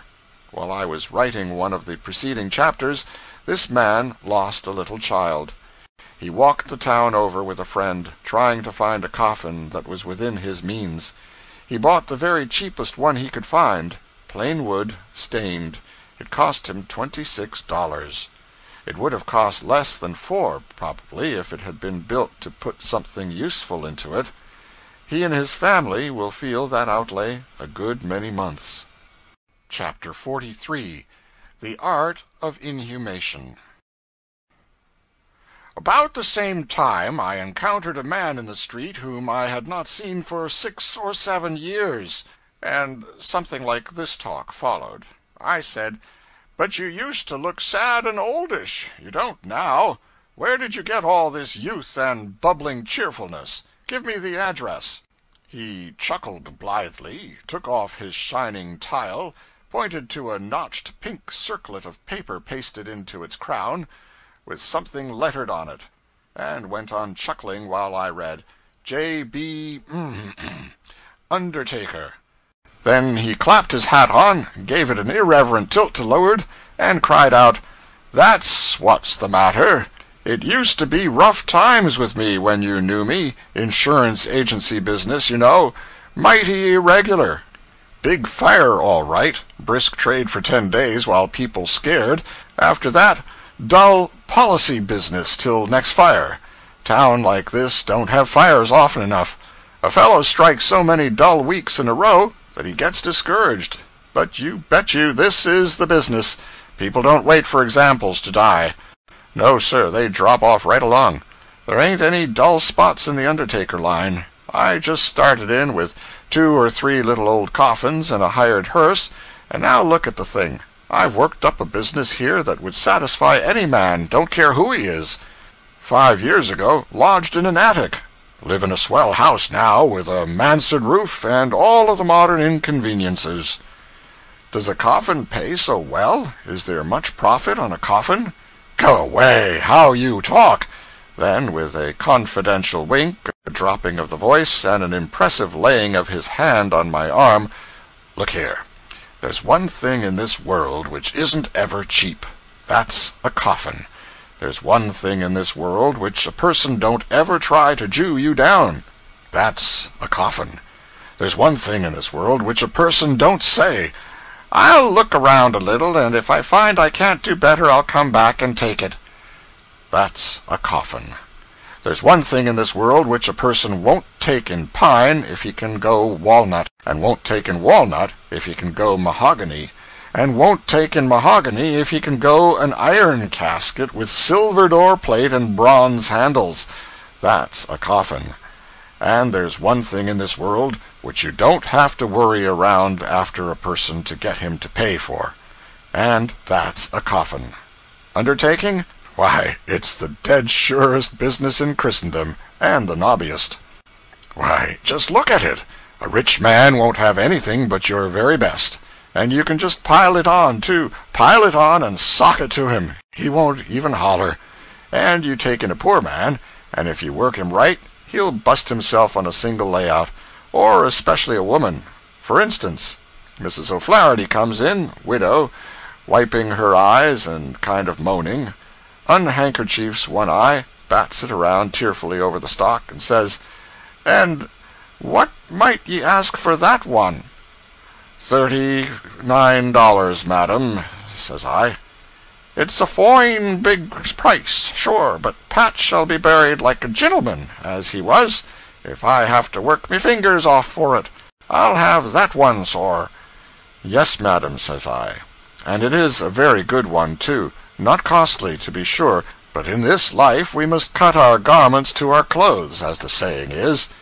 And as she starts out, I heave in, kind of casually, "This one with the white satin lining is a beauty, but I am afraid, well, $65 is a rather, but no matter." I felt obliged to say to Mrs. O'Shaughnessy, "D'ye mind to say that Bridget O'Shaughnessy bought the mite to that Joel box to ship that drunken divil to purgatory in?" "Yes, madam." "Then Pat shall go to heaven in the twin to it, if it takes the last rap the O'Flahertys can raise. And mind you, stick on some extras, too, and I'll give you another $1. And as I lay in with the livery stables, of course I don't forget to mention that Mrs. O'Shaughnessy hired $54 worth of hacks, and flung as much style into Dennis's funeral as if he had been a duke or an assassin. And of course she sails in and goes the O'Shaughnessy about 4 hacks and an omnibus better. That used to be, but that's all played now, that is, in this particular town. The Irish got to piling up hacks so on their funerals that a funeral left them ragged and hungry for 2 years afterward, so the priest pitched in and broke it all up. He don't allow them to have but 2 hacks now, and sometimes only 1. "Well," I said, "if you are so light-hearted and jolly in ordinary times, what must you be in an epidemic?" He shook his head. "No, you're off, there. We don't like to see an epidemic. An epidemic don't pay. Well, of course I don't mean that exactly, but it don't pay in proportion to the regular thing. Don't it occur to you why?" "No." "Think." "I can't imagine. What is it?" "It's just 2 things." "Well, what are they?" "One's embalming." "And what's the other?" "Ice." "How is that?" "Well, In ordinary times, a person dies and we lay him up in ice, 1 day, 2 days, maybe 3, to wait for friends to come. Takes a lot of it, melts fast. We charge jewelry rates for that ice, and war prices for attendance. Well, don't you know, when there's an epidemic, they rush 'em to the cemetery the minute the breath's out. No market for ice in an epidemic. Same with embalming. You take a family that's able to embalm, and you've got a soft thing. You can mention 16 different ways to do it, though there ain't only 1 or 2 ways, when you come down to the bottom facts of it. And they'll take the highest priced way every time. It's human nature. Human nature in grief. It don't reason, you see. Time being, it don't care a damn. All it wants is physical immortality for deceased, and they're willing to pay for it. All you've got to do is to just be calm and stack it up. They'll stand the racket. Why, man, you can take a defunct that you couldn't give away and get your embalming traps around you and go to work, and in a couple of hours he is worth a cool $600. That's what he's worth. There ain't anything equal to it but trading rats for diamonds in time of famine. Well, don't you see, when there's an epidemic, people don't wait to embalm. No, indeed they don't. And it hurts the business like hell. As we say, hurts it like hell. Health, see? Our little joke in the trade. Well, I must be going. Give me a call whenever you need any. When you're going by sometime. In his joyful high spirits, he did the exaggerating himself, if any has been done. I have not enlarged on him. With the above brief reference to inhumation, let us leave the subject. As for me, I hope to be cremated. I made that remark to my pastor once, who said, with what he seemed to think was an impressive manner, "I wouldn't worry about that if I had your chances." Much he knew about it, the family all so opposed to it. Chapter 44. City Sights. The old French part of New Orleans, anciently the Spanish part, bears no resemblance to the American end of the city, the American end which lies beyond the intervening brick business center. The houses are massed in blocks, are austerely plain and dignified, uniform of pattern, with here and there a departure from it with pleasant effect. All are plastered on the outside, and nearly all have long iron-railed verandas running along the several stories.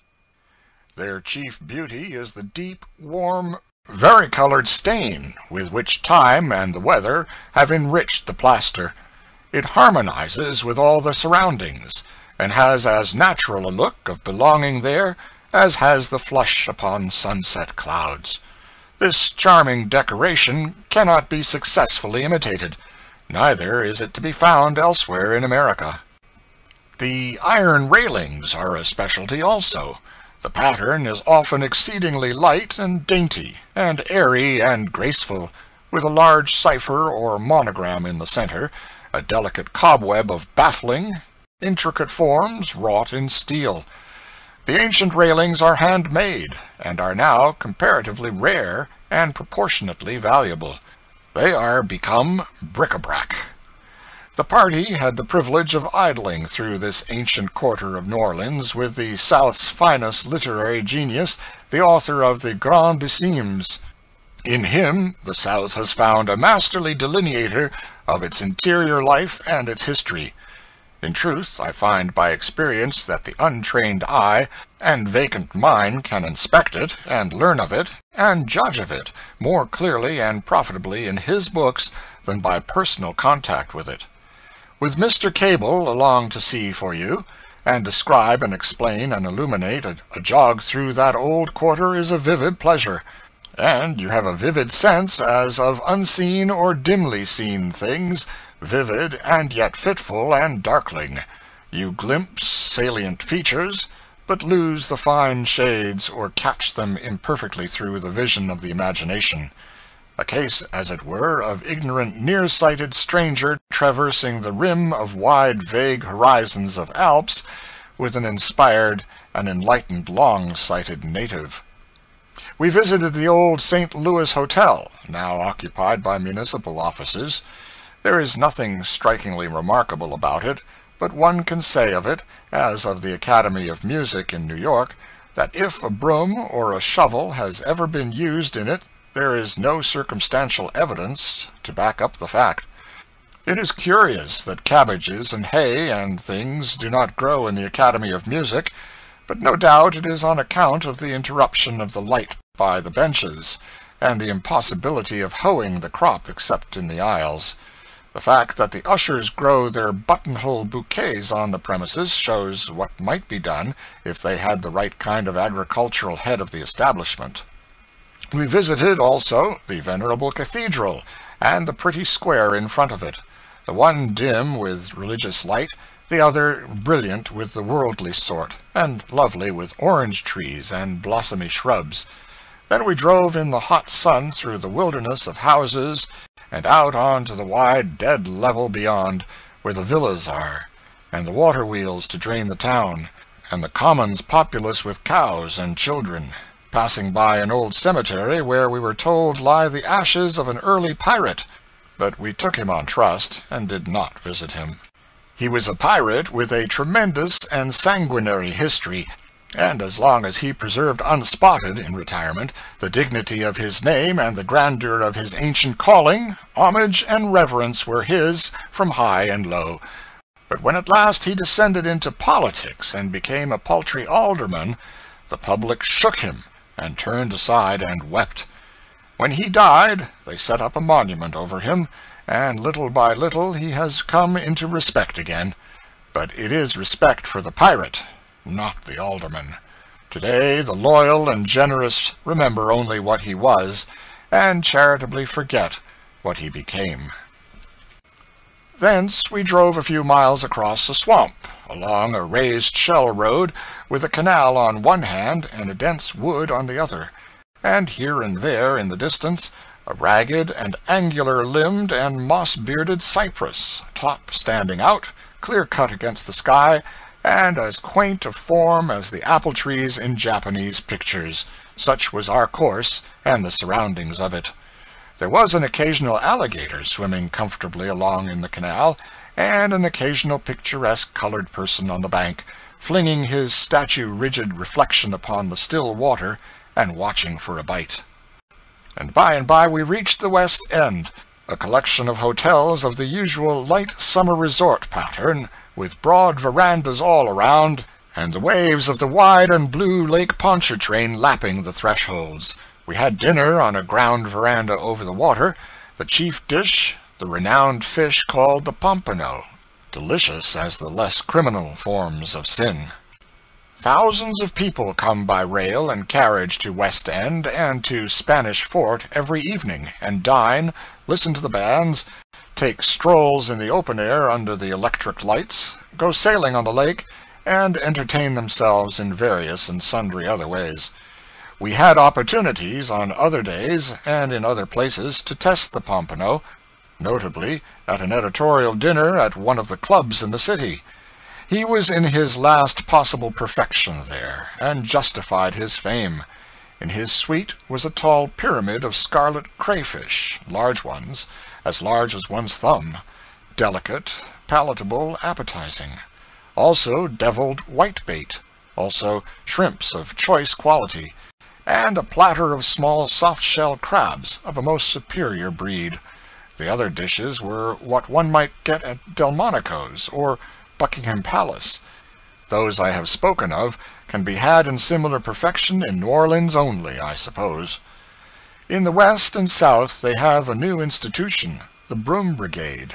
It is composed of young ladies who dress in a uniform costume and go through the infantry drill with broom in place of musket. It is a very pretty sight on private view. When they perform on the stage of a theater, in the blaze of colored fires, it must be a fine and fascinating spectacle. I saw them go through their complex manual with grace, spirit, and admirable precision.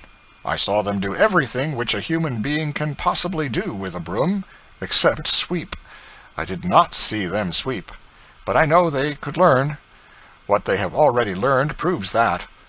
And if they ever should learn, and go on the warpath down Chupitulas or some of the other streets around there, those thoroughfares would bear a greatly improved aspect in a very few minutes, but the girls themselves wouldn't, so nothing would be really gained after all. The drill was in the Washington Artillery Building. In this building we saw many interesting relics of the war. Also, a fine oil painting representing Stonewall Jackson's last interview with General Lee. Both men are on horseback. Jackson has just ridden up and is accosting Lee. The picture is very valuable on account of the portraits, which are authentic. But, like many another historical picture, it means nothing without its label, and one label will fit it as well as another. First interview between Lee and Jackson. Last interview between Lee and Jackson. Jackson introducing himself to Lee. Jackson accepting Lee's invitation to dinner. Jackson declining Lee's invitation to dinner with thanks. Jackson apologizing for a heavy defeat. Jackson reporting a great victory. Jackson asking Lee for a match. It tells one story, and a sufficient one, for it says quite plainly and satisfactorily, "Here are Lee and Jackson together." The artist would have made it tell that this is Lee and Jackson's last interview, if he could have done it, but he couldn't, for there wasn't any way to do it. A good legible label is usually worth for information a ton of significant attitude and expression in a historical picture. In Rome, people with fine sympathetic natures stand up and weep in front of the celebrated Beatrice Cenci the day before her execution. It shows what a label can do. If they did not know the picture, they would inspect it unmoved and say, "Young girl with hay fever," "Young girl with her head in a bag." I found the half-forgotten Southern intonations and elisions as pleasing to my ear as they had formerly been. A Southerner talks music. At least it is music to me, but then I was born in the South. The educated Southerner has no use for an R, except at the beginning of a word. He says "onna" and "dinna" and "govna" and "before the war," and so on. The words may lack charm to the eye, in print, but they have it to the ear. When did the R disappear from Southern speech, and how did it come to disappear? The custom of dropping it was not borrowed from the North, nor inherited from England. Many Southerners, most Southerners, put a Y into occasional words that begin with the K sound. For instance, they say Mr. Kyata, Carter, and speak of playing kyads or of riding in the kyas, and they have the pleasant custom, long ago fallen into decay in the North, of frequently employing the respectful sir. Instead of the curt yes and the abrupt no, they say yes sir, no sir. But there are some infelicities, such as like for as, and the addition of an at where it isn't needed. I heard an educated gentleman say, "like the flag officer did." His cook or his butler would have said, "like the flag officer done." You hear gentlemen say, "where have you been at?" And here is the aggravated form. Heard a ragged street Arab say it to a comrade, "I was a-asking Tom what you was a-setting at." The very elect carelessly say "will" when they mean "shall," and many of them say, "I didn't go to do it," meaning "I didn't mean to do it." The northern word guess, imported from England, where it used to be common, and now regarded by satirical Englishmen as a Yankee original, is but little used among Southerners. They say reckon. They haven't any doesn't in their language. They say don't instead. The unpolished often use went for gone. It is nearly as bad as the northern hadn't ought. This reminds me that a remark of a very peculiar nature was made here in my neighborhood, in the North, a few days ago. He hadn't ought to have went. How is that? Isn't that a good deal of a triumph? One knows the orders combined in this half-breed's architecture without inquiring. One parent northern, the other southern. Today I heard a schoolmistress ask, "Where is John gone?" This form is so common, so nearly universal in fact, that if she had used whither instead of where, I think it would have sounded like an affectation. We picked up one excellent word, a word worth traveling to New Orleans to get, a nice, limber, expressive, handy word, lagniappe. They pronounce it Lanny Yap. It is Spanish, so they said. We discovered it at the head of a column of odds and ends in the Picayune, the first day. Heard 20 people use it the second. Inquired what it meant the third. Adopted it, and got facility in swinging it in the fourth. It has a restricted meaning, but I think the people spread it out a little when they choose. It is the equivalent of the 13th roll in a baker's dozen. It is something thrown in, gratis, for good measure. The custom originated in the Spanish quarter of the city, when a child or a servant buys something in a shop, or even the mayor or the governor, for aught I know.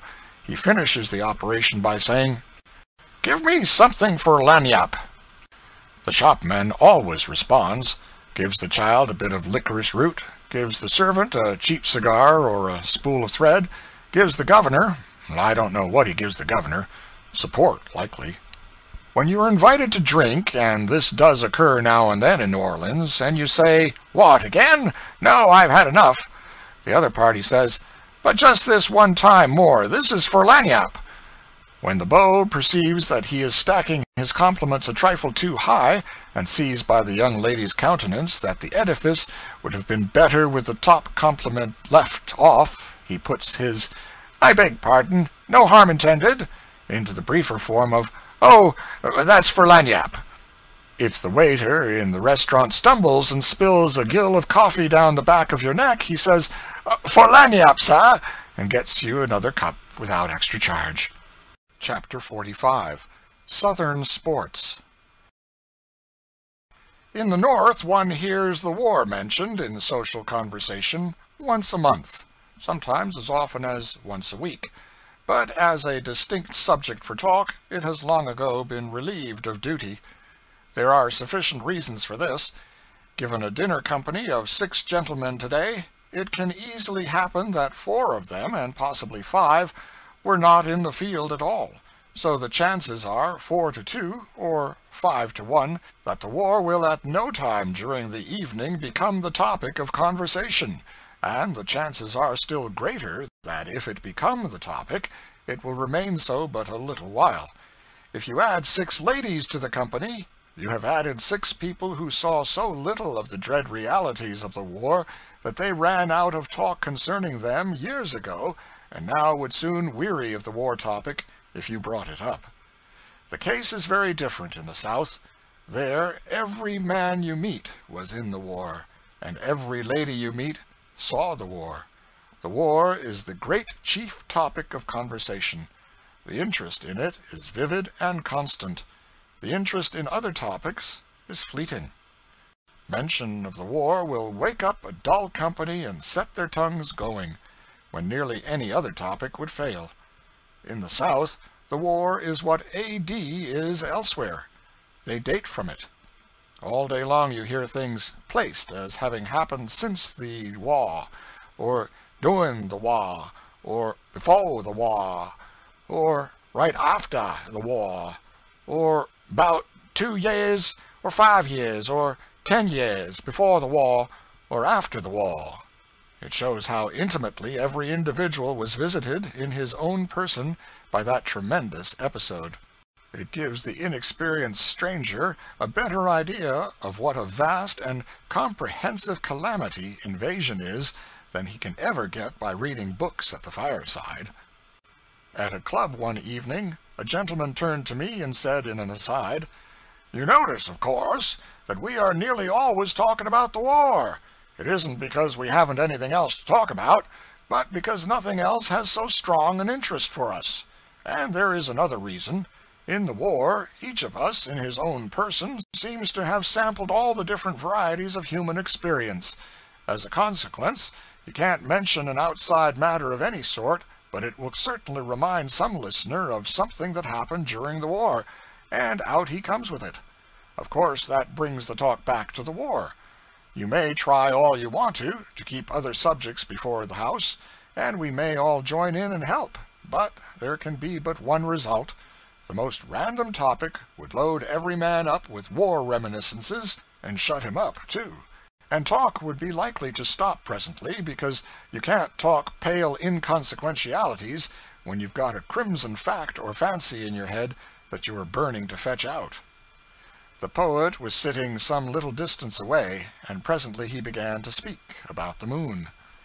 The gentleman who had been talking to me remarked in an aside, "There, the moon is far enough from the seat of war, but you will see that it will suggest something to somebody about the war.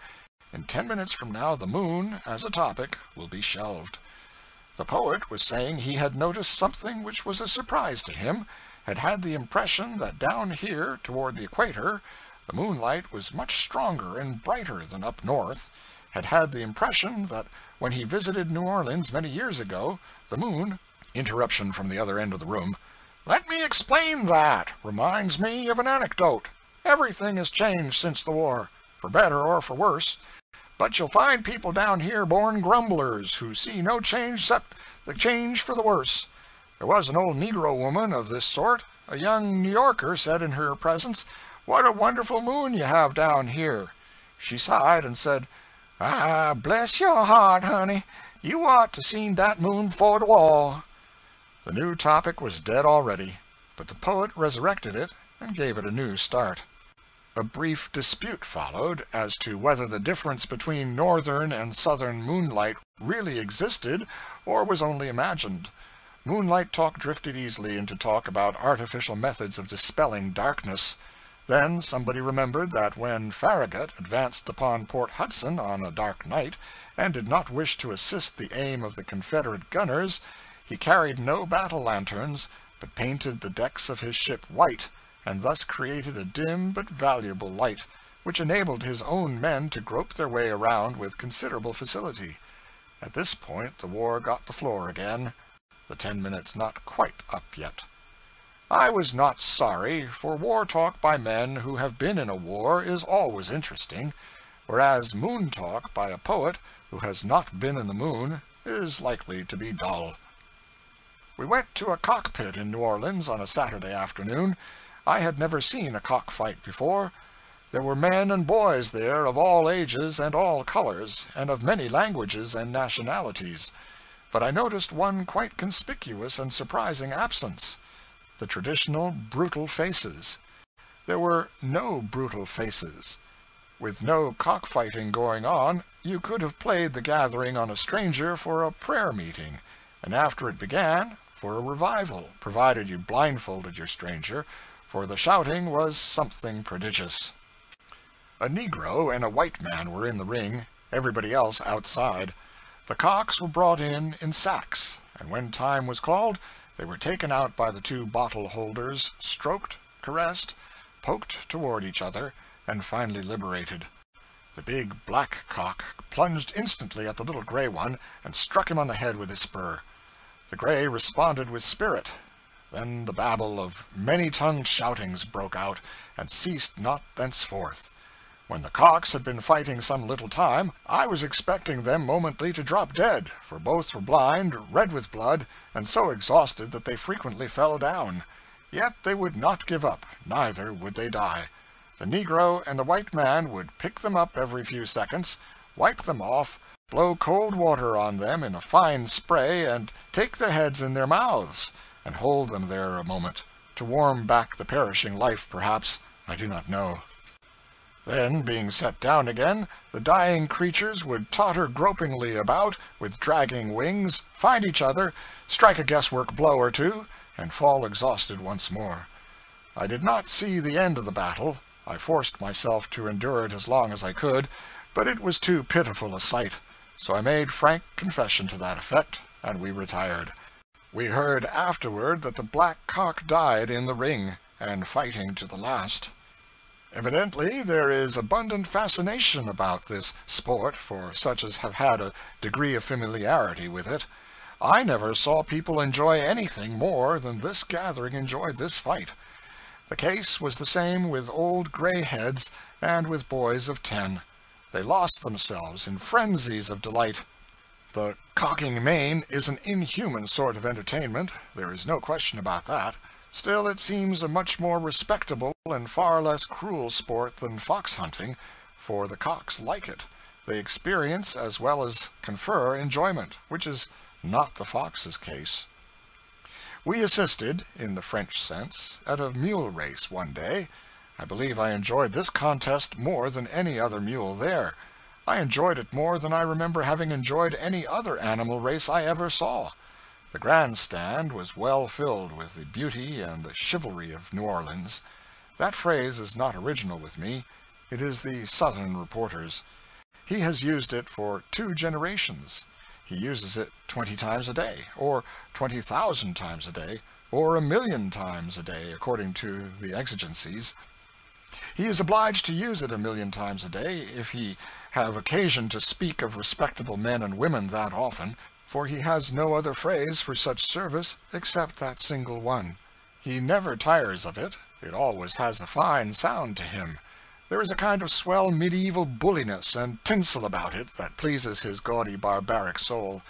If he had been in Palestine in the early times, we should have had no references to much people out of him. No, he would have said, "The beauty and the chivalry of Galilee," assembled to hear the Sermon on the Mount. It is likely that the men and women of the South are sick enough of that phrase by this time, and would like a change, but there is no immediate prospect of their getting it. The New Orleans editor has a strong, compact, direct, unflowery style, wastes no words, and does not gush. Not so with his average correspondent. In the appendix I have quoted a good letter, penned by a trained hand, but the average correspondent hurls a style which differs from that. For instance, the Times Democrat sent a relief steamer up one of the bayous last April. This steamer landed at a village up there somewhere, and the captain invited some of the ladies of the village to make a short trip with him. They accepted and came aboard. The steamboat shoved out up the creek. That was all there was to it, and that is all that the editor of the Times Democrat would have got out of it. There was nothing in the thing but statistics, and he would have got nothing else out of it. He would probably have even tabulated them, partly to secure perfect clearness of statement, and partly to save space. But his special correspondent knows other methods of handling statistics.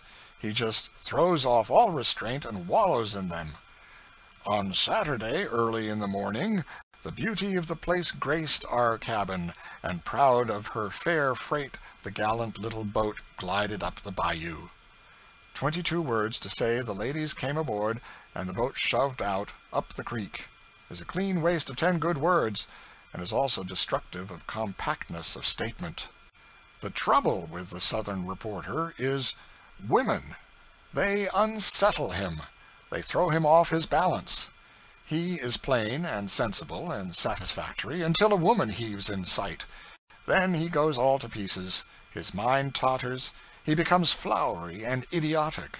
From reading the above extract, you would imagine that this student of Sir Walter Scott is an apprentice and knows next to nothing about handling a pen.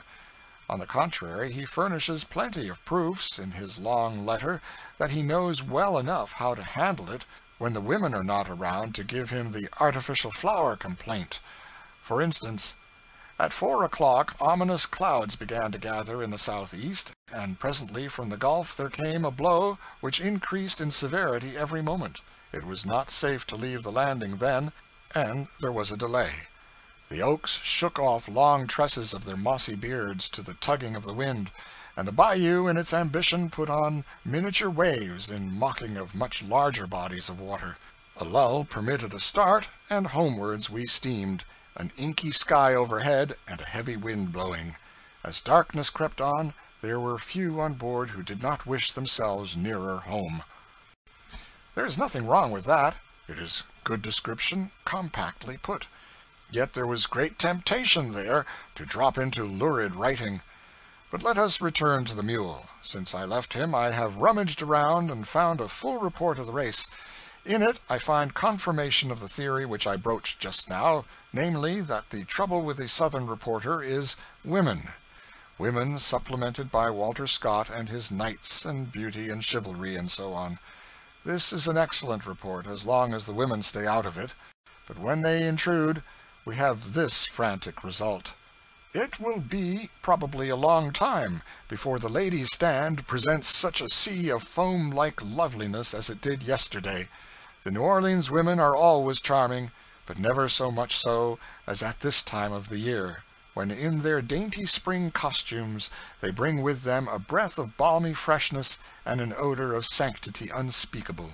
The stand was so crowded with them that, walking at their feet and seeing no possibility of approach, many a man appreciated as he never did before the Perry's feeling at the gates of paradise, and wondered what was the priceless boon that would admit him to their sacred presence.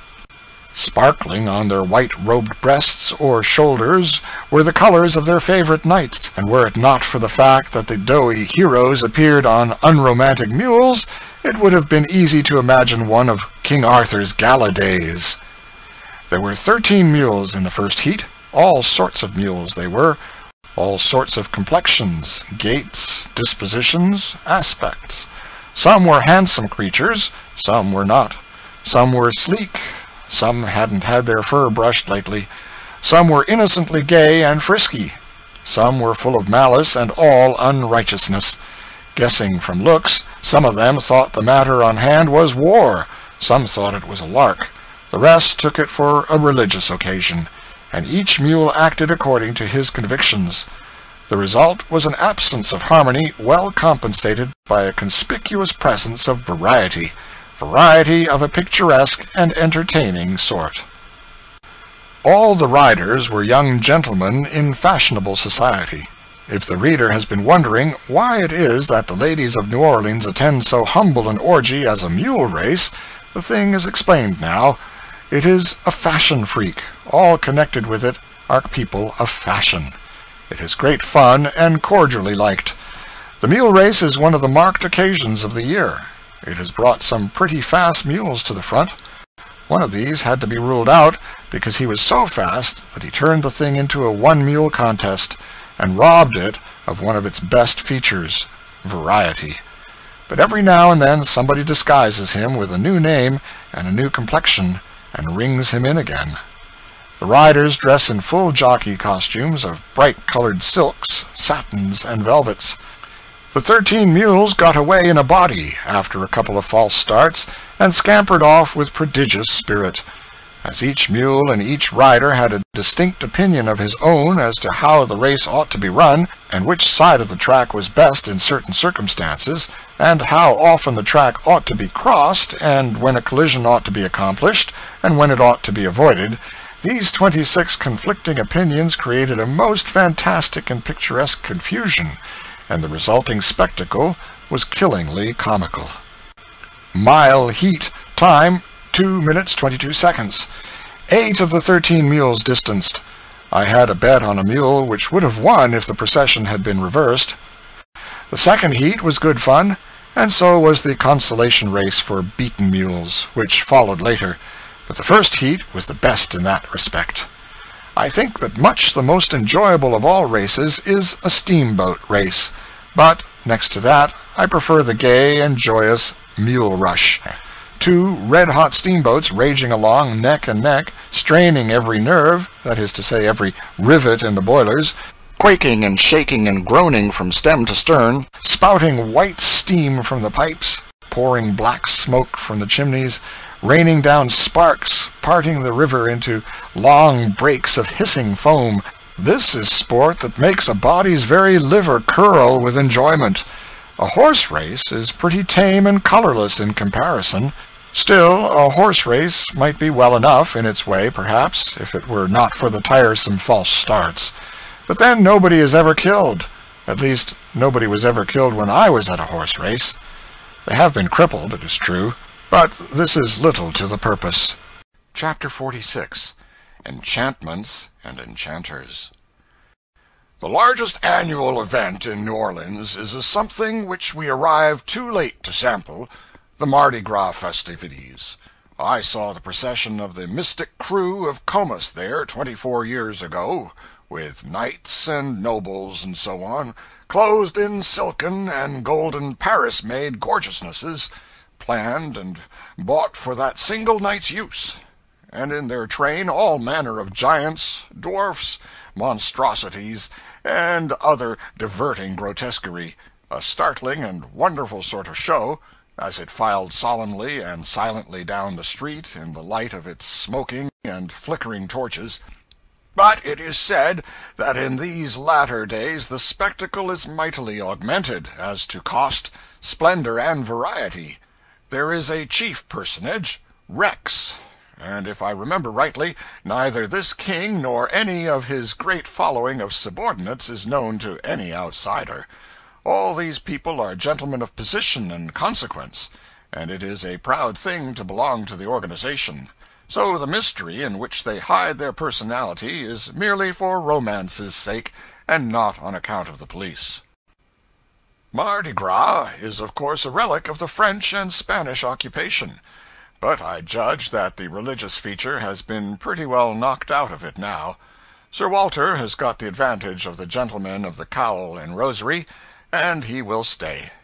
His medieval business, supplemented by the monsters and the oddities and the pleasant creatures from fairyland, is finer to look at than the poor fantastic inventions and performances of the reveling rabble of the priest's day, and serves quite as well, perhaps, to emphasize the day and admonish men that the grace line between the worldly season and the holy one is reached.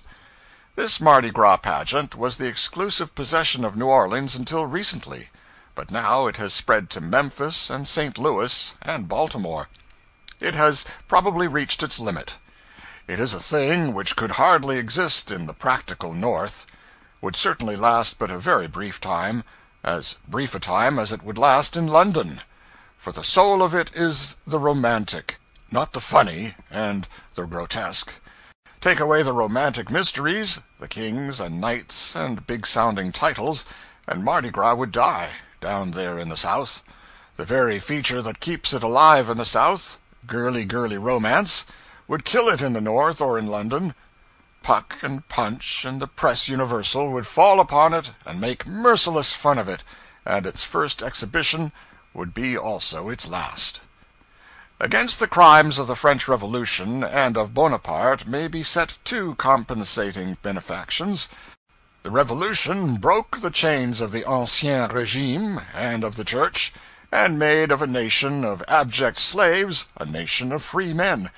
And Bonaparte instituted the setting of merit above birth, and also so completely stripped the divinity from royalty that whereas crowned heads in Europe were gods before, they are only men since, and can never be gods again, but only figureheads, and answerable for their acts like common clay. Such benefactions as these compensate the temporary harm which Bonaparte and the Revolution did, and leave the world in debt to them for these great and permanent services to liberty, humanity, and progress.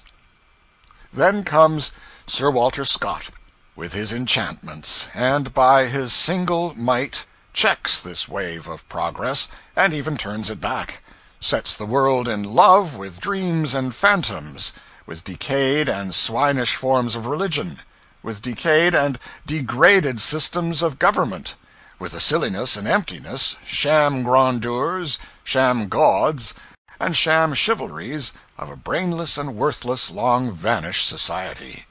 He did measureless harm, more real and lasting harm, perhaps, than any other individual that ever wrote. Most of the world has now outlived good part of these harms, though by no means all of them, but in our South they flourish pretty forcefully still. Not so forcefully as half a generation ago, perhaps, but still forcefully. There the genuine and wholesome civilization of the 19th century is curiously confused and commingled with the Walter Scott middle-aged sham civilization. And so you have practical, common-sense, progressive ideas, and progressive works, mixed up with the duel, the inflated speech, and the jejune romanticism of an absurd past that is dead, and out of charity ought to be buried. But for the Sir Walter Scott disease, the character of the Southerner, or Southron, according to Sir Walter's starchier way of phrasing it, would be wholly modern, in place of modern and medieval mixed, and the South would be fully a generation further advanced than it is. It was Sir Walter that made every gentleman in the South a major or a colonel, or a general or a judge, before the war, and it was he also that made these gentlemen value these bogus decorations. For it was he that created rank and caste down there, and also reverence for rank and caste, and pride and pleasure in them. Enough is laid on slavery, without fathering upon it these creations and contributions of Sir Walter. Sir Walter had so large a hand in making Southern character, as it existed before the war, that he is in great measure responsible for the war. It seems a little harsh toward a dead man to say that we never should have had any war but for Sir Walter, and yet something of a plausible argument might perhaps be made in support of that wild proposition. The Southerner of the American Revolution owned slaves, so did the Southerner of the Civil War, but the former resembles the latter as an Englishman resembles a Frenchman. The change of character can be traced rather more easily to Sir Walter's influence than to that of any other thing or person. One may observe, by one or two signs, how deeply that influence penetrated, and how strongly it holds.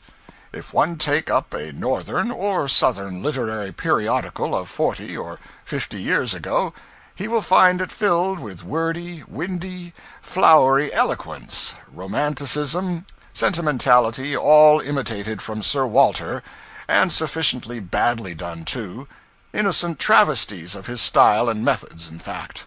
This sort of literature being the fashion in both sections of the country, there was opportunity for the fairest competition, and, as a consequence, the South was able to show as many well-known literary names, proportioned to population, as the North could.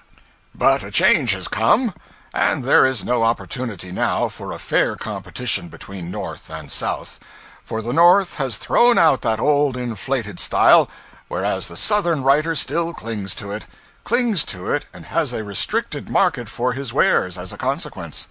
There is as much literary talent in the South now as ever there was, of course, but its work can gain but slight currency under present conditions.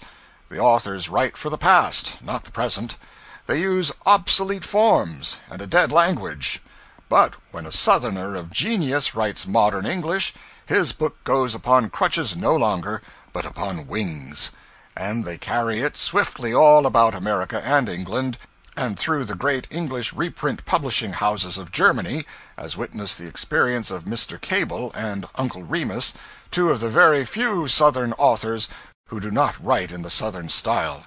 Instead of 3 or 4 widely known literary names, the South ought to have a dozen or two, and will have them when Sir Walter's time is out. A curious exemplification of the power of a single book for good or harm is shown in the effects wrought by Don Quixote and those wrought by Ivanhoe. The first swept the world's admiration for the medieval chivalry silliness out of existence, and the other restored it. As far as our South is concerned, the good work done by Cervantes is pretty nearly a dead letter, so effectually has Scott's pernicious work undermined it. Chapter 47. Uncle Remus and Mr. Cable. Mr. Joel Chandler Harris, Uncle Remus, was to arrive from Atlanta at 7 o'clock Sunday morning, so we got up and received him. We were able to detect him among the crowd of arrivals at the hotel counter by his correspondence with a description of him which had been furnished us from a trustworthy source. He was said to be undersized, red-haired, and somewhat freckled. He was the only man in the party whose outside tallied with this bill of particulars. He was said to be very shy. He is a shy man. Of this there is no doubt. It may not show on the surface, but the shyness is there. After days of intimacy, one wonders to see that it is still in about as strong force as ever. There is a fine and beautiful nature hidden behind it, as all know who have read the Uncle Remus book, and a fine genius, too, as all know by the same sign. I seem to be talking quite freely about this neighbor, but in talking to the public I am but talking to his personal friends, and these things are permissible among friends. He deeply disappointed a number of children who had flocked eagerly to see Mr. Cable's house to get a glimpse of the illustrious sage and oracle of the nation's nurseries. They said, "Why, he's white!" They were grieved about it. So, to console them, the book was brought, that they might hear Uncle Remus's tar-baby story from the lips of Uncle Remus himself, or what in their outraged eyes was left of him. But it turned out that he had never read aloud to people, and was too shy to venture the attempt now. Mr. Cable and I read from books of ours to show him what an easy trick it was. But his immortal shyness was proof against even this sagacious strategy, so we had to read about Brer Rabbit ourselves. Mr. Harris ought to be able to read the Negro dialect better than anybody else, for in the matter of writing it he is the only master the country has produced. Mr. Cable is the only master in the writing of French dialects that the country has produced, and he reads them in perfection. It was a great treat to hear him read about Jean Poquelin and about Inerarity and his famous pig shoe, representing Louisiana refusing to hunter the Union, along with passages of nicely shaded German dialect from a novel which was still in manuscript. It came out in conversation that in two different instances Mr. Cable got into grotesque trouble by using, in his books, next to impossible French names, which nevertheless happened to be borne by living and sensitive citizens of New Orleans. His names were either inventions or were borrowed from the ancient and obsolete past. I do not now remember which, but at any rate living bearers of them turned up, and were a good deal hurt at having attention directed to themselves and their affairs in so excessively public a manner. Mr. Warner and I had an experience of the same sort when we wrote the book called The Gilded Age. There is a character in it called Sellers. I do not remember what his first name in the beginning, but anyway, Mr. Warner did not like it, and wanted it improved. He asked me if I was able to imagine a person named Eschol Sellers. Of course I said I could not, without stimulants. He said that away out west once he had met and contemplated and actually shaken hands with a man bearing that impossible name, Eschol Sellers. He added, "It was 20 years ago. His name has probably carried him off before this, and if it hasn't he will never see the book anyhow. We will confiscate his name. The name you are using is common and therefore dangerous. There are probably 1,000 Sellers bearing it, and the whole horde will come after us. But Eschol Sellers is a safe name. It is a rock." So we borrowed that name, and when the book had been out about a week, one of the stateliest and handsomest and most aristocratic-looking white men that ever lived called around, with the most formidable libel suit in his pocket that ever, well, in brief, we got his permission to suppress an edition of 10 million Footnote, figures taken from memory and probably incorrect. I think it was more. 10 million copies of the book, and change that name to Mulberry Sellers in future editions. Chapter 48. Sugar and Postage. One day on the street I encountered the man whom, of all men, I most wished to see, Horace Bixby, formerly pilot under me, or rather over me, now captain of the great steamer City of Baton Rouge, the latest and swiftest addition to the anchor line.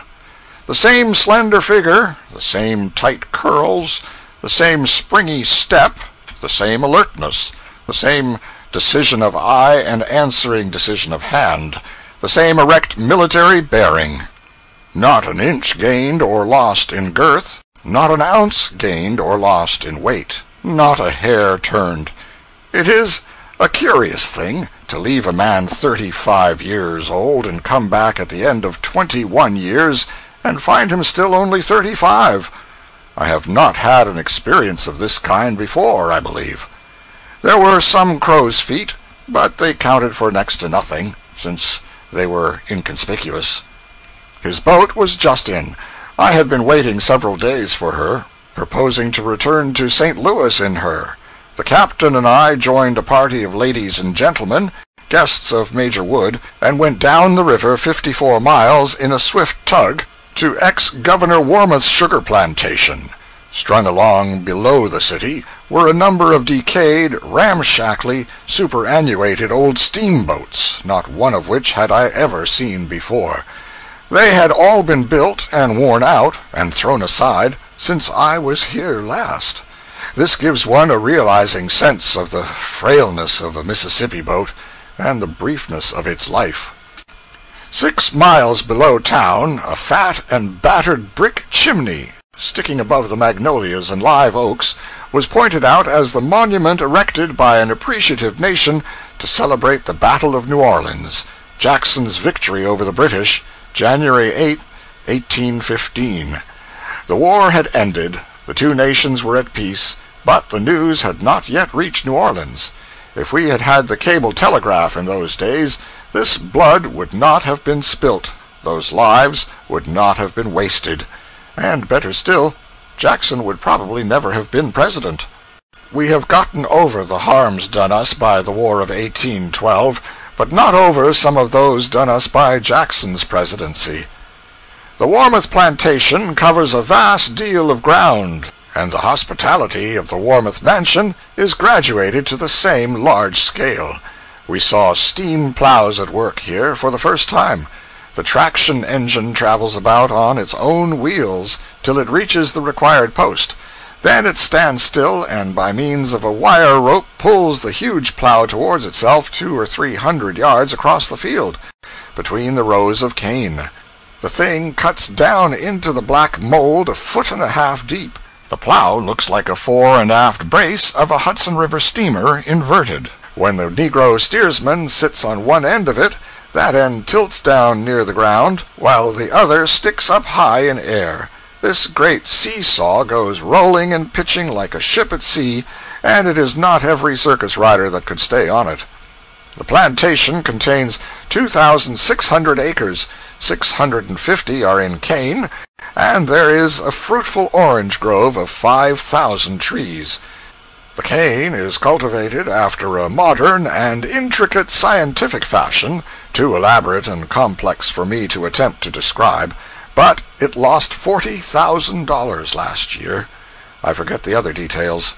However, this year's crop will reach 10 or 1,200 tons of sugar. Consequently, last year's loss will not matter. These troublesome and expensive scientific methods achieve a yield of 1.5 tons, and from that to 2 tons to the acre, which is 3 or 4 times what the yield of an acre was in my time. The drainage ditches were everywhere alive with little crabs, fiddlers. One saw them scampering sideways in every direction whenever they heard a disturbing noise. Expensive pests, these crabs, for they bore into the levees and ruin them. The great sugar house was a wilderness of tubs and tanks and vats, and filters, pumps, pipes, and machinery. The process of making sugar is exceedingly interesting. First, you heave your cane into the centrifugals and grind out the juice. Then run it through the evaporating pan to extract the fiber. Then through the bone filter to remove the alcohol. Then through the clarifying tanks to discharge the molasses. Then through the granulating pipe to condense it. Then through the vacuum pan to extract the vacuum. It is now ready for market. I have jotted these particulars down from memory. The thing looks simple and easy. Do not deceive yourself.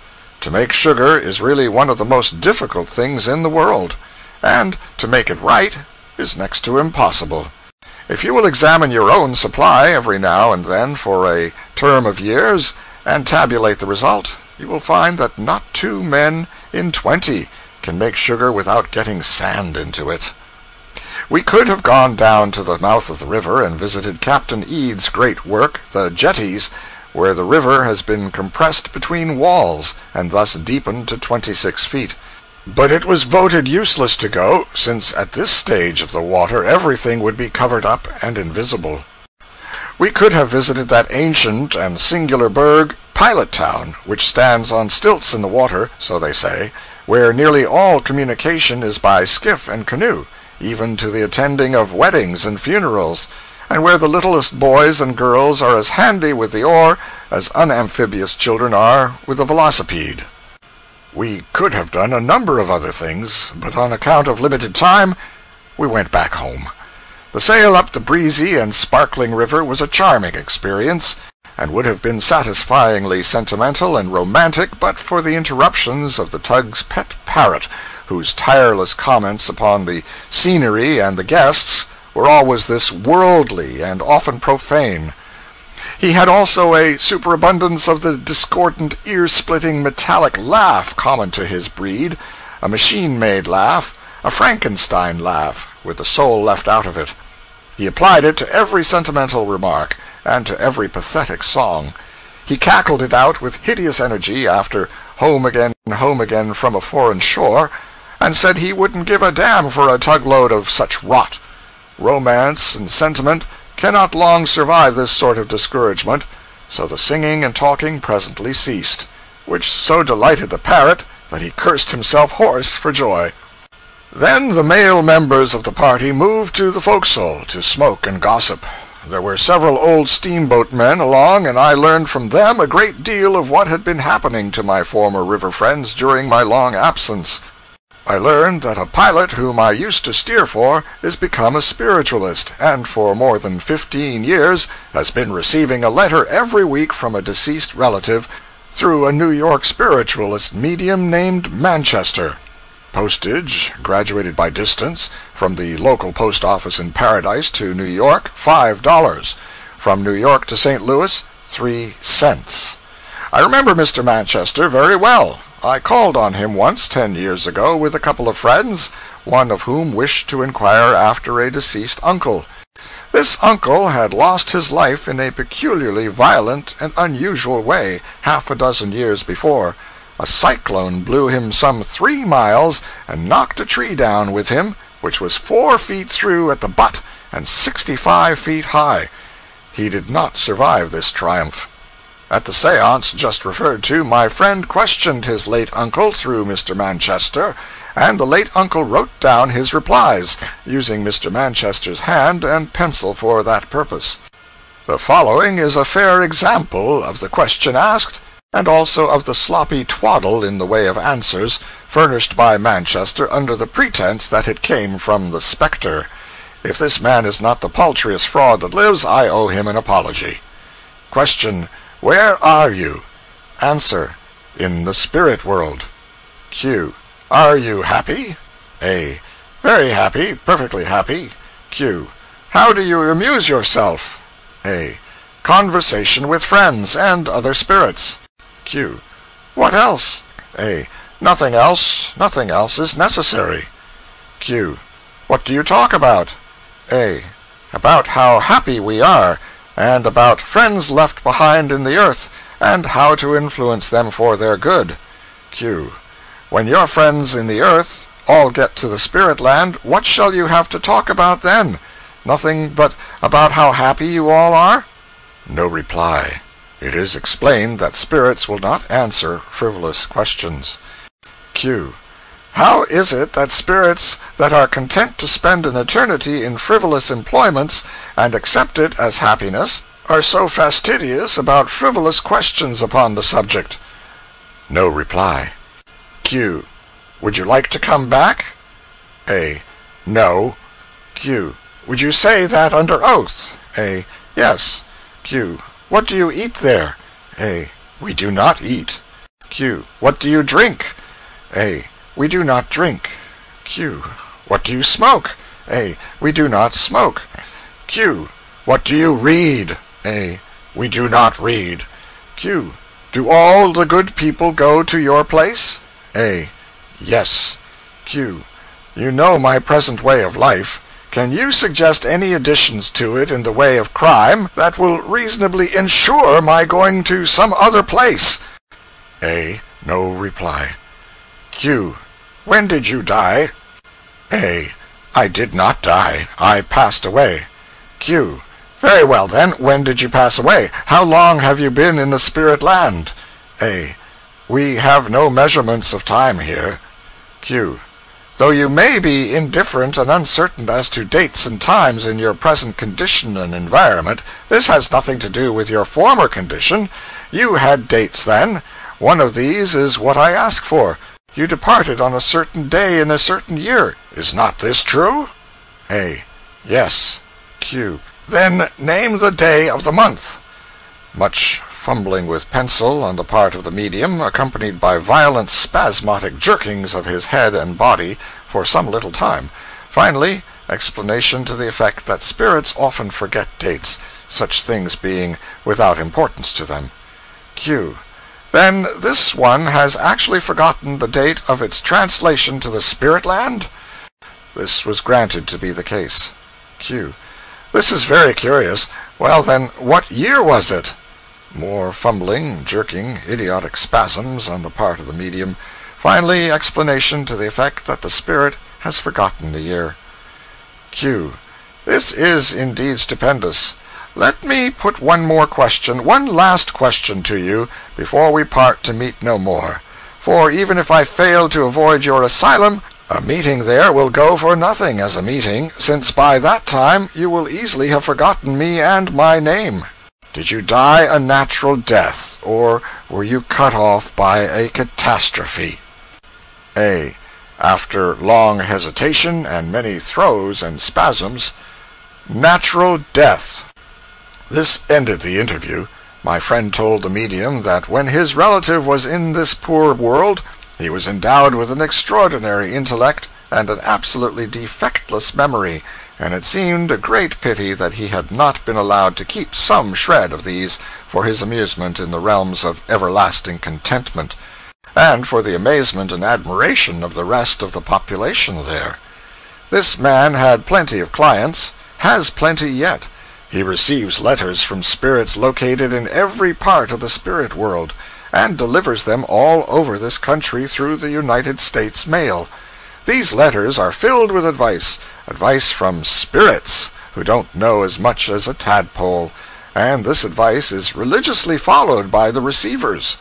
One of these clients was a man whom the spirits, if one may thus plurally describe the ingenious Manchester, were teaching how to contrive an improved railway car wheel.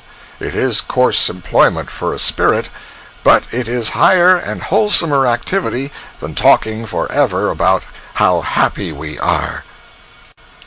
Chapter 49. Episodes in Pilot Life.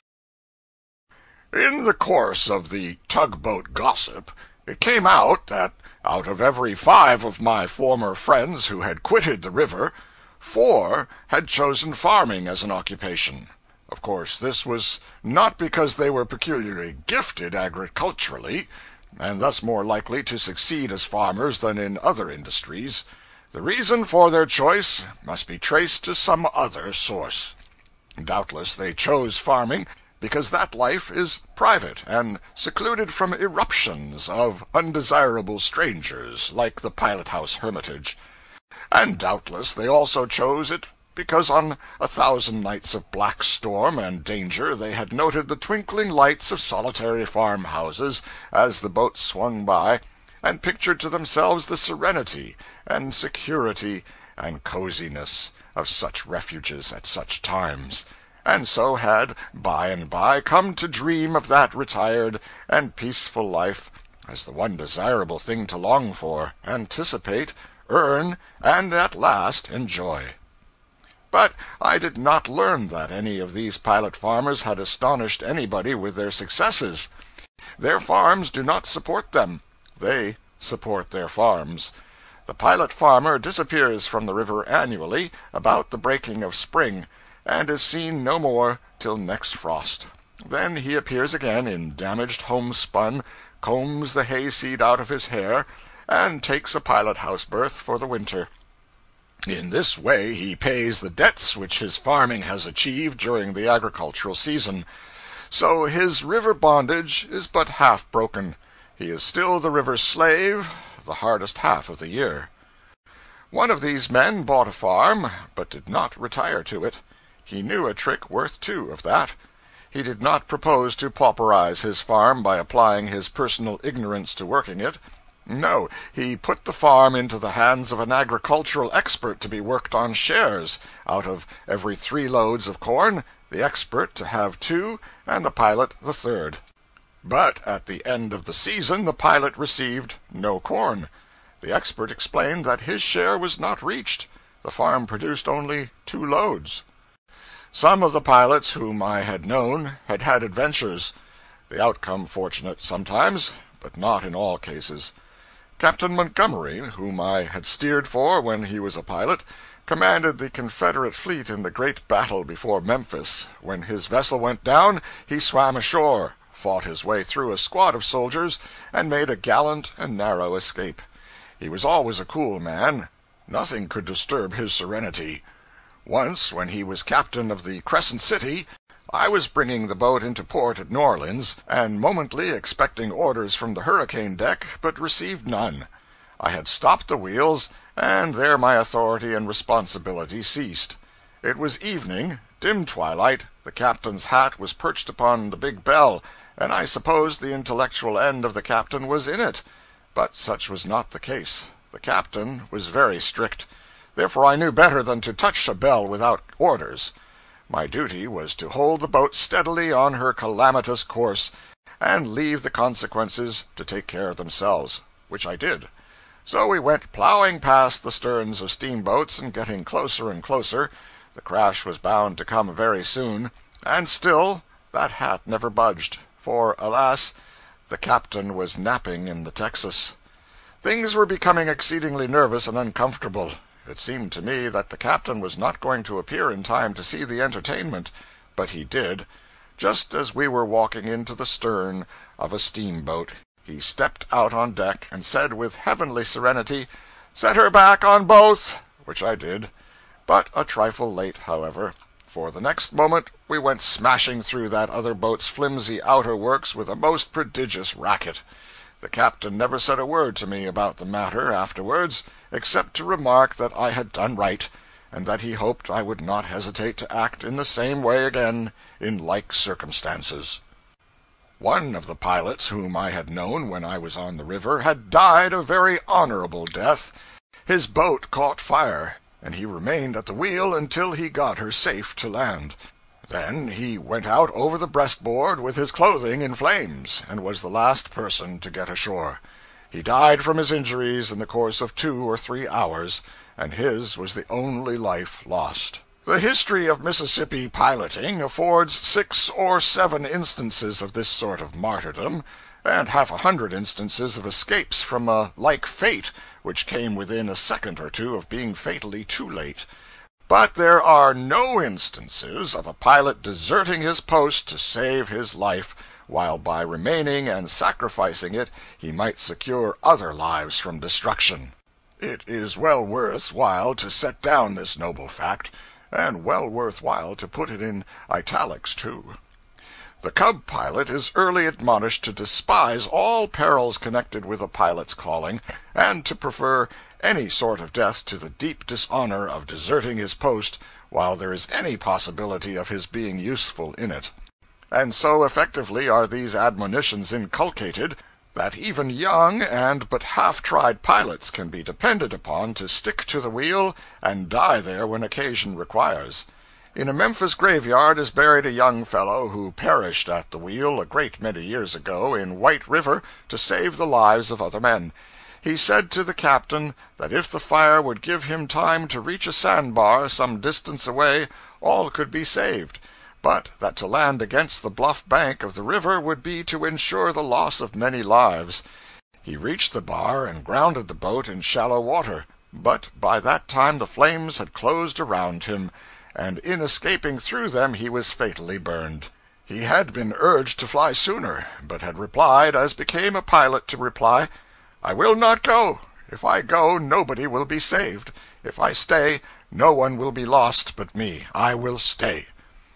There were 200 persons on board, and no life was lost but the pilot's. There used to be a monument to this young fellow in that Memphis graveyard.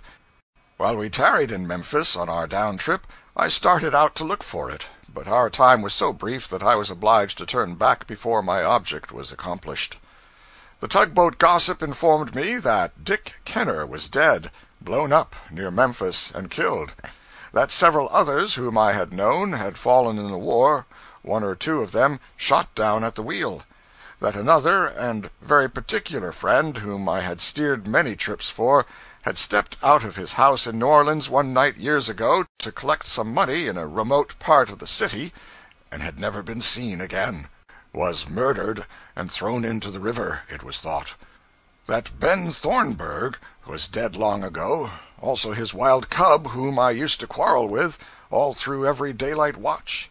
A heedless, reckless creature he was, and always in hot water, always in mischief. An Arkansas passenger brought an enormous bear aboard one day, and chained him to a lifeboat on the hurricane deck. Thornburg's cub could not rest till he had gone there and unchained the bear to see what he would do. He was promptly gratified. The bear chased him around and around the deck for miles and miles, with 200 eager faces grinning through the railings for audience, and finally snatched off the lad's coat tail and went into the Texas to chew it. The off-watch turned out with alacrity, and left the bear in sole possession. He presently grew lonesome, and started out for recreation. He ranged the whole boat, visited every part of it, with an advance guard of fleeing people in front of him, and a voiceless vacancy behind him. And when his owner captured him at last, those two were the only visible beings anywhere. Everybody else was in hiding, and the boat was a solitude. I was told that one of my pilot friends fell dead at the wheel from heart disease in 1869. The captain was on the roof at the time. He saw the boat breaking for the shore, shouted, and got no answer, ran up and found the pilot lying dead on the floor. Mr. Bixby had been blown up in Madrid Bend, was not injured, but the other pilot was lost. George Ritchie had been blown up near Memphis, blown into the river from the wheel, and disabled. The water was very cold. He clung to a cotton bale, mainly with his teeth, and floated until nearly exhausted. When he was rescued by some deck hands who were on a piece of the wreck, they tore open the bale and packed him in the cotton, warmed the life back into him, and got him safe to Memphis. He is one of Bixby's pilots on the Baton Rouge now. Into the life of a steamboat clerk, now dead, had dropped a bit of romance, somewhat grotesque romance, but romance nevertheless. When I knew him, he was a shiftless young spendthrift, boisterous, good-hearted, full of careless generosities, and pretty conspicuously promising to fool his possibilities away early and come to nothing. In a western city lived a rich and childless old foreigner and his wife, and in their family was a comely young girl, sort of friend, sort of servant. The young clerk of whom I have been speaking, whose name was not George Johnson, but who shall be called George Johnson for the purposes of this narrative, got acquainted with this young girl, and they sinned, and the old foreigner found them out and rebuked them. Being ashamed, they lied, and said they were married, that they had been privately married. Then the old foreigner's hurt was healed, and he forgave and blessed them. After that they were able to continue their sin without concealment. By and by the foreigner's wife died, and presently he followed after her. Friends of the family assembled to mourn, and among the mourners sat the two young sinners. The will was opened and solemnly read. It bequeathed every penny of that old man's great wealth to Mrs. George Johnson. And there was no such person. The young sinners fled forth then, and did a very foolish thing, married themselves before an obscure justice of the peace, and got him to antedate the thing. That did no sort of good. The distant relatives flocked in, and exposed the fraudful date with extreme suddenness and surprising ease, and carried off the fortune, leaving the Johnsons very legitimately and legally and irrevocably chained together in honorable marriage, but with not so much as a penny to bless themselves withal. Such are the actual facts, and not all novels have for a base so telling a situation.